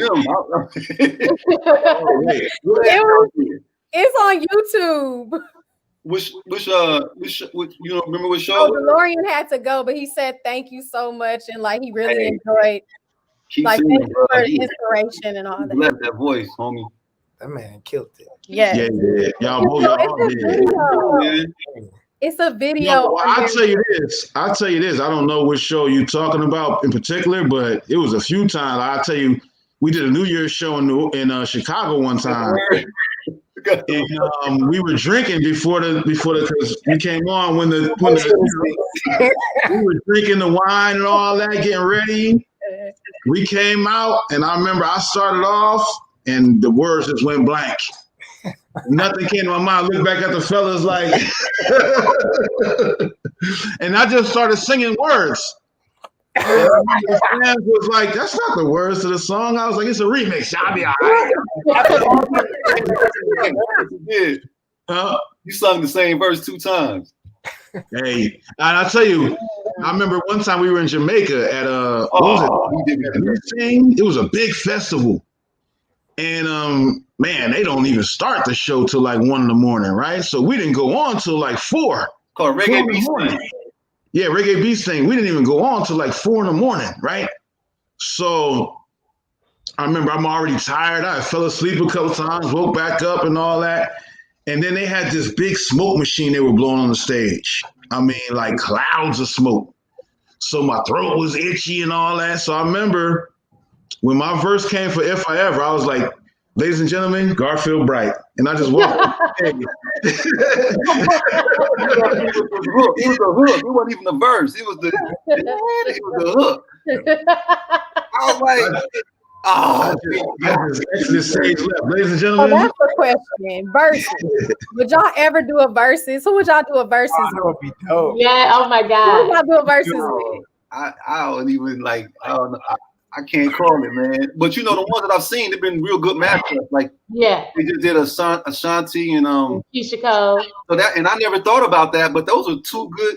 They equal like in a lot of. They were good. Yeah, they came out in pretty much the same era. Yeah, they got like similar kind of, you know. Yep. But I don't know. Like I don't know who he is because we don't have a lot of like. We didn't really do a lot of albums. We only got them. That don't matter. But I'm saying in terms of body of work, other people kind of like have more body of work, and you know. Yeah. So but your impact, like that's the thing. Yeah. Like you guys, this is a little secret about me. I always wanted to be a one-hit wonder. Like that was my dream. I was like, I can eat off one song. I mean, look at Lauryn Hill. She only had one album, and everybody thinks that's a bad thing.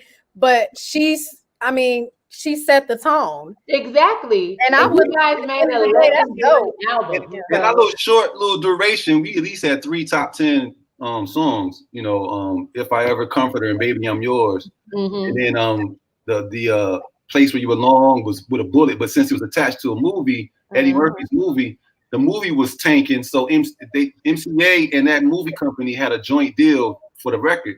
Once the movie was tanking, they pulled their dollars out, and MCA was like, "Well, we ain't just do to support the album." You know, they pulled out.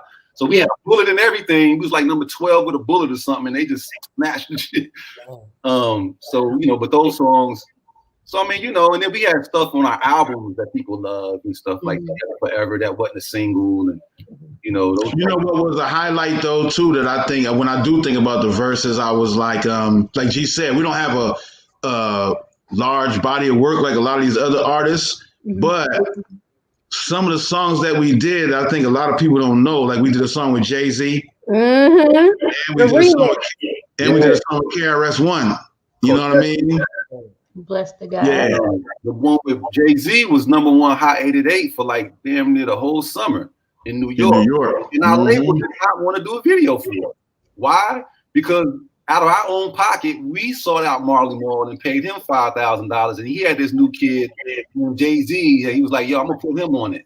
And he was a DJ at Hot 97 in New York. He was able to like spin the hell out of it and make it a hit in New York, which usually is the tastemaker market for the rest of the thing. But our label didn't want to do anything because they didn't have anything to do with making a record. It was politics. So here we are with this classic hit with Jay-Z that New Yorkers know, and DJs know, but everybody else didn't get a good taste of it. So all these weird things happen. And then Darnell did this thing for Destiny with KRS-One, who had never done a song with an R&B group ever, but he loved the track and the content so much he did it with us, and it was crazy. So but we was on an independent label, and just never came, never really came out. So it was a lot of those kind of situations. What can we look for next? I know you got the podcast dropping on Monday, correct? And I got an audio book called Lotus 3013 coming out. And speaking of that song Destiny, it's featured in that audio book because it makes sense. It's like a dystopian feel. It's like if you can imagine Lord of the Rings, Harry Potter, Star Wars, and Beat Street combined. That's what Lotus kind of is. And Darnell did that track with the song Destiny that KRS-One rocked on. So I got that featured all through it. And then my sons, I have twin sons who are Grammy nominated. They did some stuff for Post Malone and stuff like that. They playing guitar and keys all through it and everything, twins. And so that's coming out. And then Darnell and myself got a podcast soon called Bar Talk.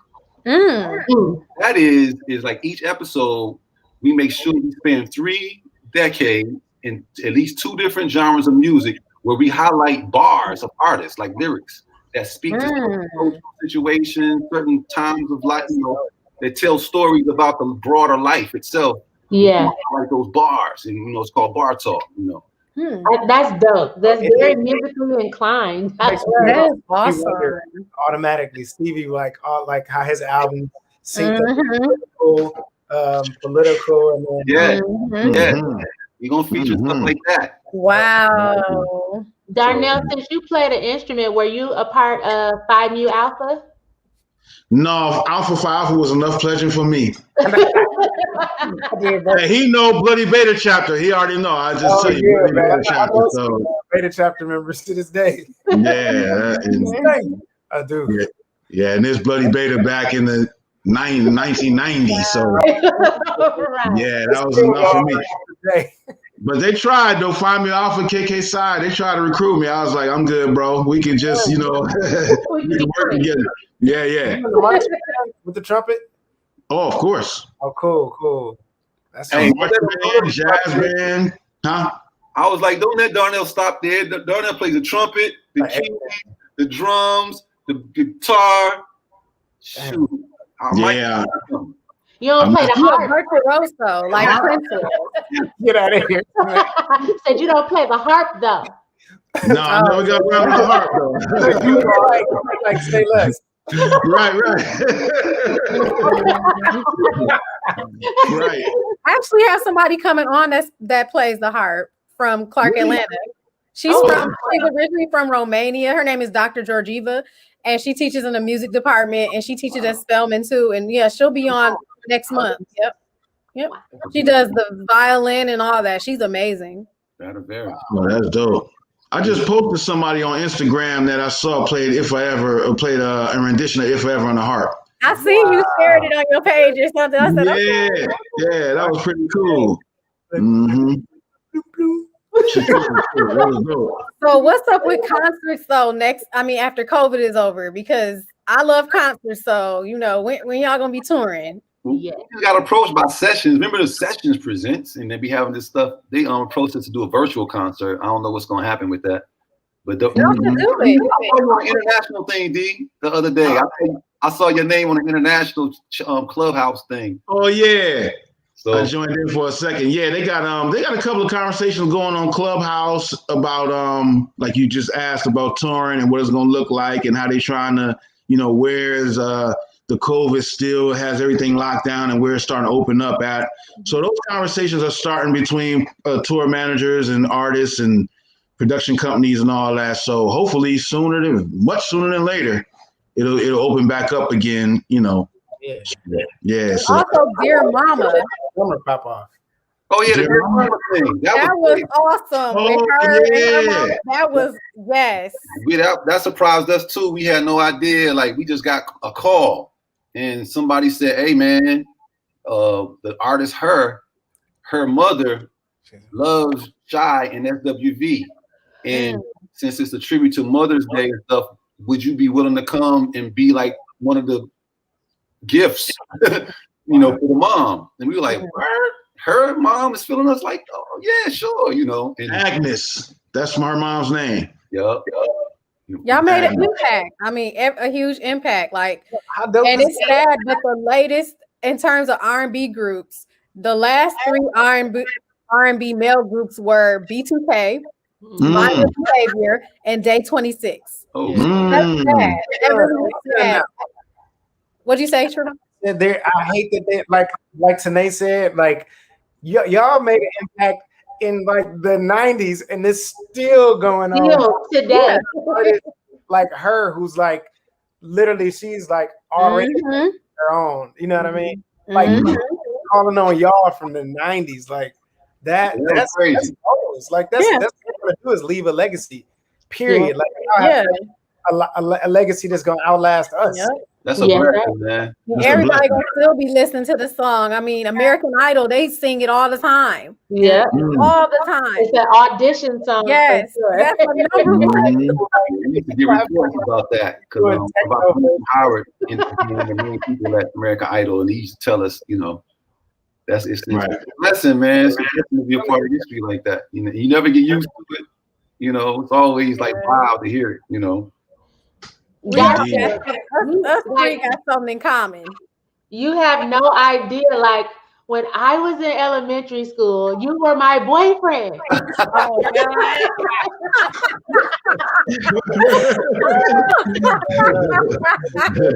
And I'm talking to you. Like that is wild. That's dope. Good to see up here, man. But I'm flattered by that, and like I said, I'm really used to hearing that kind of stuff. It's always a trip to me. Like, yeah. That's crazy, man. I mean, it's interesting. It really is, because never would I imagine that I'd be sitting here talking to one of the best. The best. R&B girls. Yes. Growing up in Flint, Michigan, who would ever thought that? I mean, yes. And it's funny because, like I said,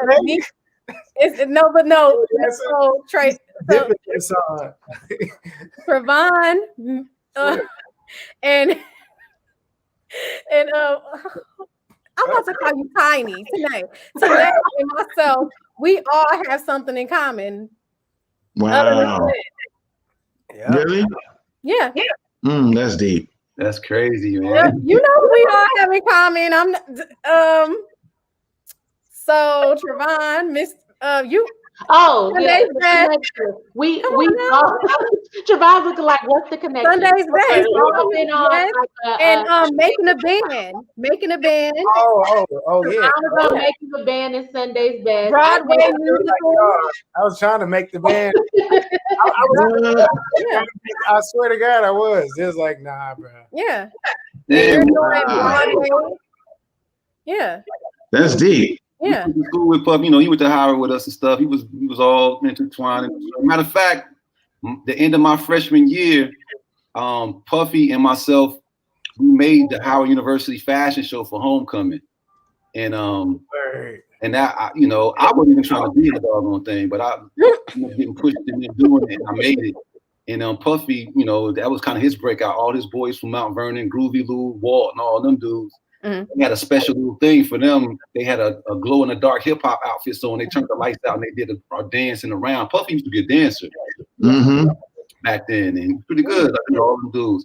And then I just did my little modeling thing up there. And, Chris Rock's wife Malak was in it. Malak, all these different people. But I did that thing. With that, Puffy was there. He was like real present in our worlds. Him and Derek Angeletti. Yeah. D-Doc, the mad rapper, they used to have these parties called a Black Man Puerto Rican production, and all the dopest parties used to come through them, stuff like that. And then Derek Angeletti and our boy Ron Lawrence, Amin Ra, had a rap group called Two Kings in the Cypher. Well, Ron Lawrence and Derek Angeletti end up being, award-winning producers, Hypnotize and, all the different hits from Biggie. They did a lot of that stuff. So it's like 6 degrees. But yeah, man. That's awesome. Do you ever think that you would want to be a professor at Howard? Did they ever approach you? I mean, never approached me or anything like that. But a couple of people used to always ask me that kind of stuff. I could have been a professor at Georgia State. Hold it down, ATL. But the thing about me is I ended up developing programs that were directly in the community. Raw Inc., IC I used to run a program called Beyond the Bricks that started in New Jersey. And I never wanted to be in the classroom in the ivory tower. I always wanted to be hands-on, creating things inside the community on a street level. I feel like that was a more real experience, more organic, and it traveled further. Those kind of cats are slept on, and a lot of ingenuity comes from it. When they went to college, they kind of made it already in a lot of ways. I wanted to touch the cats who were still on the street, who might not have believed in themselves, maybe don't have the words to articulate their thoughts, but a lot of them are sharp as tacks. And I could have been the kind of bridge to kind of make them see themselves in a higher way. So I always wanted to do that kind of work. So that's been my place, That's good. It's a need for that, though. That's awesome. There's a lot of people that need to, be uplifted and inspired. So yeah. Most definitely. Where are y'all at right now? Where do y'all live now? I live in Houston right now. How? I got my degree. I moved to Houston, and H-Town. I hang out with H-Town and them a lot down here. Come to my wedding. I'm in Dallas. You're invited. Congratulations. Congratulations. Indeed, What about you, Where Darnell? you live, D? I'm in Charlotte, North Carolina. I love North Carolina. spot. Yeah, I just came here a couple of years ago to be in my son's life. He's like 15 going on 40, you know. So, That's beautiful. yeah, we left LA and branched out a little bit. Yeah. Do you miss LA? I mean, Charlotte. Very much so. I Okay. hate LA. I mean, the LA, I miss, because we had set up a infrastructure, if you will. Well, that part I don't hate. Yeah, that's the part that I miss. Yeah. I miss that part. Mhm. Yeah. The Skill District. We had a whole crew, man. Yeah. And the Tone Adjusters and Skill District, SKP with Farouk. Like we had a whole crew full of like rappers, singers, a lot of them were gang members. And we just had a dope pool of individuals who were like, I don't know, some different kind of substance, and the camaraderie we had with them and the role that we played in that circle and how real life, it was a lot to that. That was yeah, powerful stuff. Yeah. So, that part. And then also too, when we still, now we can do stuff, send files with the internet and all that. But, a lot of our staff, if you will, is out there, our graphics person, a lot of our main mix engineer, we have built up, like I said, a lot of our infrastructure. Those people are still there, but we're able to make it work with technology, but vibing in the square together is always a powerful thing. You know what I mean? Yeah. All of us. And we had a spot that was a special spot called the Cotton Club that we called it. And it was, Pico, man, right next to the Jamaican restaurant. We jamming and we was just up there. It was a whole movement that we had going on underground. So yeah, we had to pick that up. But that's the only thing I miss, frankly, man. And maybe the weather. But the weather is nice. The structure of what LA is, I don't miss that at all. I just moved from LA back to New York, and it's a rawness in New York. This is it. Oh yeah. It's just a way better energy. I didn't know you was in LA. I did not know you were 2 years. I was just out there for like Grammy week last year and all of that. Wow. Yeah. Because we were industry dudes. Like we were in the industry, but we weren't really of the end. We never became Hollywood. Like that was Hollyweird. Hollyweird. That's what they call it, Hollyweird. We was always in the lab making music, man. We never parties and all that. Yeah, instead of trying to be in the limelight and I can care less about that. Go to that party. Like people always push us into that, but that ain't what we was really, really, really about. Really, coming from Howard, we already had a concept. It wasn't that wasn't what we was in it for, like, So. I'll go back to like I probably burned so many bridges from the industry because I just wasn't effing with the industry people like that. That's probably why you're so wholesome. That's why you're I'm so humble. Yep. Right, so approachable. Thank you. Appreciate that. Thank you so much. That's always a good thing because I hear stories all the time about people like, wow. It's horrible to meet people that you've looked up to, and they're so mean. And then you meet them, and then you just be turned off. If I ever fall in love, would have been the worst song ever. I know, right? Every time I hear this song. You know what was cool too, and while I have a opportunity to give these guys a shout out, like when we got there was kind of like a gang mentoring or organic gang mentoring thing that these guys were already doing, like guys that were older in the gangs, and then they started getting connections to the label, like Death Row and Ruthless and all that, so they had already kind of started this kind of like, hey, little homie, if you show that you you willing to put the time into your talent and willing to, be on your best behavior, if you will, what I mean? I'll bring you to my boy Darnell from Shai, or Garfield from Shai, you know what I mean? And we kind of got plugged in as kind of like a prize, if you will, and a step on the ladder for these young gangsters, that were very talented. And there was a lot of dudes like my boy Farouk, like Garfield talked about, Ron Mack, Tone Low, Poopa Don, rest in peace, and his brother D. And these dudes were taking young cats from their gang, right, and bringing them to where we were at in our studio, whatever. And it was a cool thing to be a part of. It was like a music gang mentoring thing that we just came to LA at a good time to be a part of that. You know what I mean? So we spent a lot of time in that space. You know, a lot of time really being in the streets with the youngsters that had talent, that was trying to be around, you know, brothers that would give back. And then, you know, me and G, you can probably tell once we had them in the studio, we giving them books to read. And yeah, ain't like that was the thing. We gonna be with these brothers, but they gonna be on us about reading and learning. Yeah.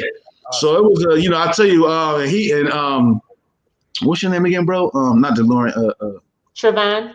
So you understand this being a bro with our symbolism, right? I remember one time I had a Alpha shirt on with us online, with our grits on, with our hats on. You know, I had just superimposed that on a t-shirt. And I was in Inglewood with these Bloods, and I remember walking down the street. It was about 10 Bloods sitting out there, and they was talking. So I saw, as I was getting closer to where they were at, I saw them stop their conversation and just stare at me, right? So I'm walking closer. Then when I got close, one of the brothers was like, "Hey, my man, what's that on your shirt?" I was like, oh, you know, it's my Alpha stuff, man. It's our fraternity. This one we pledge.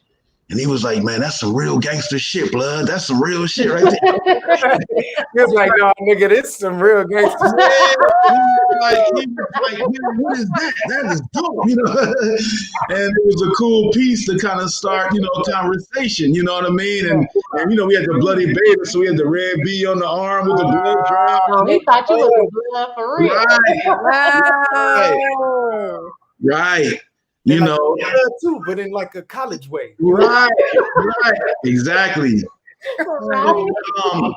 You know, just and then I tell you, it was a brother that guy was talking about, Ron Mack. He was a blood, and he had a little shop. He sold incense and CDs and different little things, right? But he was right there, and you know, gangs, the way it works, you know, you'll have Crips right here. You had 60s, rolling 60s. And A-Tray gangsters. And then right on this side, Crenshaw was the street that separated. Right on this side of Crenshaw, you had Inglewood family Bloods, neighborhood pirate. You had Bloods and Crips right here separated, right? Mm-hmm. So it was real. That street right there was kind of like, you know, watch yourself, don't cross over. So he was an OG Blood, and he had his little shop right there in the 60s Crip hood, right? Mm-hmm. So I'm coming from Jersey and Shai from Howard, so I don't know the politics. So I would just go there and sit there with him and play dominoes, and he would play Bob Marley. I remember he had the Bob Marley anthology. He would play it every day, right? Mm-hmm. So I remember maybe a month in, he told me, he was like, "D, did you notice? Remember this time when these guys came and they were asking me for BDs? I don't know if you remember the little cigarettes called BDs at the time, like these little, anyway, they had these little cigarettes called BDs. But he was like, they weren't asking for those cigarettes called BDs. They was asking for CDs, but they used B to different. So they can't say the C word. Yeah. Oh, it was the other way around. He was blood. They said, right, right. So he was like, they was trying to test me. He was like, they was trying to test me, D, and make me respond. Wow. But I intentionally played the Bob Marley to dead all of that. Right. And I remember learning from these cats, like, man, like, you know, and that's why I say some of these cats, man, they were mentors, and there was no cameras around to really give these guys their props. But a lot of those guys did the groundwork, you know, put in work, you know what I mean? Life was in danger, but they was on the front line, really, you know, trying to bring our people together and unite brothers, you know. Mm-hmm. And, you know, rest in peace, Nipsey Hussle and some of these guys, they're the product of these guys. Yeah.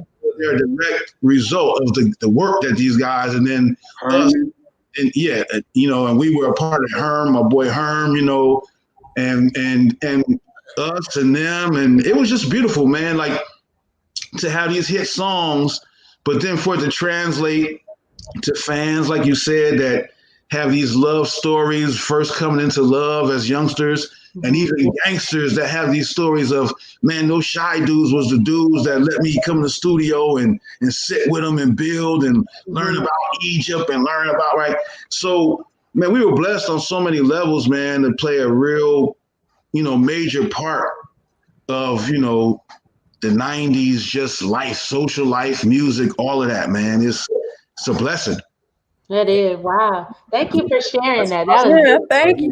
That's really dope, man. Seriously. Yeah, for sure. Were y'all out there around the times that Natasha Harlan, she got killed during the riots or whatnot? Rodney King and all that? Right when Rodney King happened, like right when Rodney King popped off, that's when he was moving out in Ice Cube House, and all that stuff just jumped off. I remember because we had an earthquake on January 17th. This big old earthquake happened, and right around that time, it was the Rodney King beating and all the uprising and the crooked cops and all that stuff, the Rampart and all that scandal. Like we were out there during that time period. So we got to feel LA going through all of that, the OJ thing, all of that. We were right in the epicenter of that, Mm-hmm. How does it make y'all feel? I mean, after everything that happened last year, with the George Floyd and Ahmaud Arbery and all of that, and Elijah McClain, how does that make y'all feel, knowing that, did you think that things would get better? You think they would get worse, right?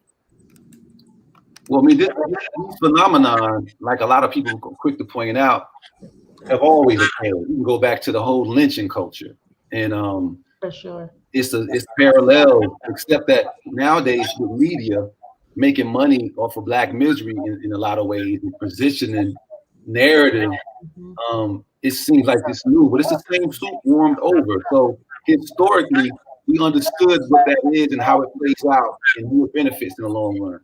And so to me, a student coming from Howard and speaking that kind of historical, and I worked on Capitol Hill for the Senate Judiciary Committee, and I was in an activist organization, Black Mia Force, that met next to Steve Coakley, and like all of these influences, we understood what the game was at an early age. And so when we see things like this happening now, we understand the historical place it comes from to know that this is really just a cyclical piece. Yeah. Because if you think about it, like Jeff Bezos from Amazon owns the Washington Post.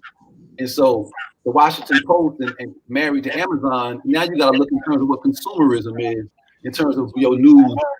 Like it's not just some honest, so just understanding the dynamics, you see how it's going to play out before it plays out. Yeah, and you bring up Jeff Bezos, and this is a little off, but it all kind of relates. He just bought up 420,000 acres of farmland in Texas. So like you said, the power and controlling what we see. Like Meek Mill says in his song, "What's free? Free is when the TV ain't controlling what we see." People have this power, they're controlling the narrative, but. Who child? That would lead into a whole other conversation. Yeah, right. Capitalism. I see where this is going. That's a forum. Capitalism is real. Yeah. Absolutely. It is. That's the word. Sure. It's bad. It's just, Karl Marx, that's why he was so against it. He was all about communism, the whole power and the class struggle. That's what introduced the conflict theory, the whole competition amongst everybody, the tension, people competing against resources and being told that they cannot have something because they were not a part of the upper class, the upper echelon, the 4%, the 400%, or whatever you want to say. And I guess it's interesting when people want to say, oh, well, I voted for such and such, but you're not part of the 4% or 400%, so he does not care about you. So why does it matter? Right. I always wonder why people say you can vote for whoever you want to vote for, that's fine, but just understand how it works though. And I don't think some people understand it all. Yeah. As my sweetie would say, there's a $1 billion corporation making sure that the masses don't understand how it works. That's why they told people don't vote, like the whole thing, like, well, voting doesn't matter, your voice is not heard. And people are still saying that stuff. And I'm like, on my news feed, I'm like, you got to stop saying that ignorance, because that's what they want you to think. I'll tell you a book that everybody needs to check out. I'm trying to get this thing to click up. It's called, why my computer acting like this? Because I just read it and finished it. But it's by a guy named that went to Morgan State. His name is Jared A. Bell. The book is called The Myth and Propaganda of Black Buying Power. Oh, Dr. Jared Ball, we got that. Y'all need to check that out. That speaks to a lot of this. Say the name again. Yeah, yeah, that's a great book. Jared A. Ball. Yeah, Dr. Jared Ball. Black Buying Power, and he addresses the interconnectivity of politics and media as it relates to the narrative building for this myth called Black capitalism, pretty much. That Johnson, who owns BET, first broached as a marketing scheme to get white advertising dollars to be him. And it's a lot. It even started before him. It started with the dude on Ebony, the Ebony magazine. That guy. Johnson. Yeah, that's really? That's Johnson. I know. That's the same guy. That's Johnson. Yeah, Johnny. Yeah. BET, Ebony, all the same cat. Yeah. And, the whole concept. And so, there's a lot of myth. And so floors get built off false floors over time, and then it becomes word is bond to people, and it never really was because it never got vetted. And so it determines a lot of stuff in terms of how we see ourselves. We buy our version of ourselves back at our own expense is pretty much what it amounts to. Definitely. Exactly. Dr. Bright, you just made my fiance come out the room when you started talking that. He was like, that's right up his alley. Y'all ain't singing no more. Y'all done singing, okay? Man, wow, it got deep. Right. Everybody's in the comments like, oh my God, like why did the singing stop? Oh, our bad. We got to some real black stuff. Right. They're like, oh my God. No, somebody was like, I want to hear Comforter. Oh. I want to hear Comforter. I had to relocate. Guys, it was a pleasure. I got to go. Yeah. All right, Queen, Thank peace. you, thank you so much. And I love I y'all. appreciate it. Bye. Have a good one. No doubt. But yeah, I'm y'all. But this was an honor for real. And absolutely. Right, you need to do like a forum for real, like on everything you studying and all that. Like that's what my intertwine with the music. I'm telling you, the philosophy. Well, my Curiosity Collage podcast is going to be on my IGTV on my social media, but that's what it's going to kind of embrace. Okay. I'm gonna make sure I check that out. It's going. You know what I mean? The name Shai alone would like have people drawn in. You know what I mean? Absolutely. For real. Make sure y'all check the guys from Shai out at their IG page. Right there. Everybody that's watching. Oh yeah, that's cool. She got it down there. Okay, that's I had it down there for a long time. Yeah, I saw that. And make sure you check out. Also, you have a lifestyle and travel and food and fashion channel too. Oh, yeah, the vegan stuff. Yeah. Really? You're a vegan. Okay. So tell us about that. Yeah, I just wanted, when I was in the Nation at Howard, and even before that, I met Ayanna Gregory, Dick Gregory's daughter, when I was in Massachusetts at a gas station. And she kind of took me to the crib and really showed me, how that eating thing would play out. And when I got to Howard, joined the Nation, and then we got reinforced for how to eat to live and those types of things. And I started fasting early in my life. I kind of just kept that discipline throughout my life, and just made, I just segued into being a straight vegan for the past few years. And it's just something that I chose to do for myself. I wanted to be healthy and to work out and to eat right and have good vibes and stuff like that. That was important for me. So, it dictated my lifestyle in that way. Well, that's good. Good. Y'all have a lot of, I follow y'all and like, I love the juices and I love the smoothies. I'm just like, you know what? I'm make this. Yeah. Yeah, I need to check that out because I got to slowly transition over into that healthy lifestyle. Do it early, man. So when you get old like me at 51, you might, you still. Bro, I'm already experiencing it. I'm already experiencing the slowdown and the lagging. I'm like, yeah. And I'm only 36, so I'm like, it's about that time to start getting it back, So nothing to do but to do it, bro. Make it happen. Absolutely. The Lifestyle IG page as well. Follow that. Yep, check it out. If y'all make sure y'all check it out. Also go to iTunes and stuff, iTunes Music, Apple Music, and get the tracks or whatnot, because there's a couple of tracks on there that people don't know about, like a couple of albums that people do not know about. So go ahead and check it out with Shai. Appreciate that. Log onto their IG page, of course. The one right here. Go ahead and do that. Follow them. And me and D got some music coming out soon too on DNG Project. We redid a computer, did a redux, and some stuff like that. So just expect some stuff from us coming up soon too. Some like make sure you all support, and y'all not gonna get comforter. I'm sorry, y'all. Everybody in the comments like, I want to hear that song. Right. But I appreciate this platform and everybody who. Thank you. Like, I'm just, oh my God, thank you for the privilege. This was an honor. Like, man, I feel that same here, yo. This was great energy, man. I appreciate y'all sharing your energy with us. Absolutely, we appreciate y'all. My man. All right, y'all. We'll have a good evening. Thank you so much. Like, oh my God, everybody's like, wow. One love. God bless everybody. Be safe. God bless. Stay blessed. Thank you. You Peace. too. Bye. Right.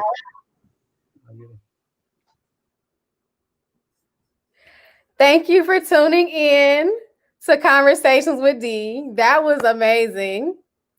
And I thank everybody for supporting. And tune in next week for my guest, Stone Paxton, another virtuoso producer, songwriter, singer. And that's going to take place at 9:00. Yep, 9:00.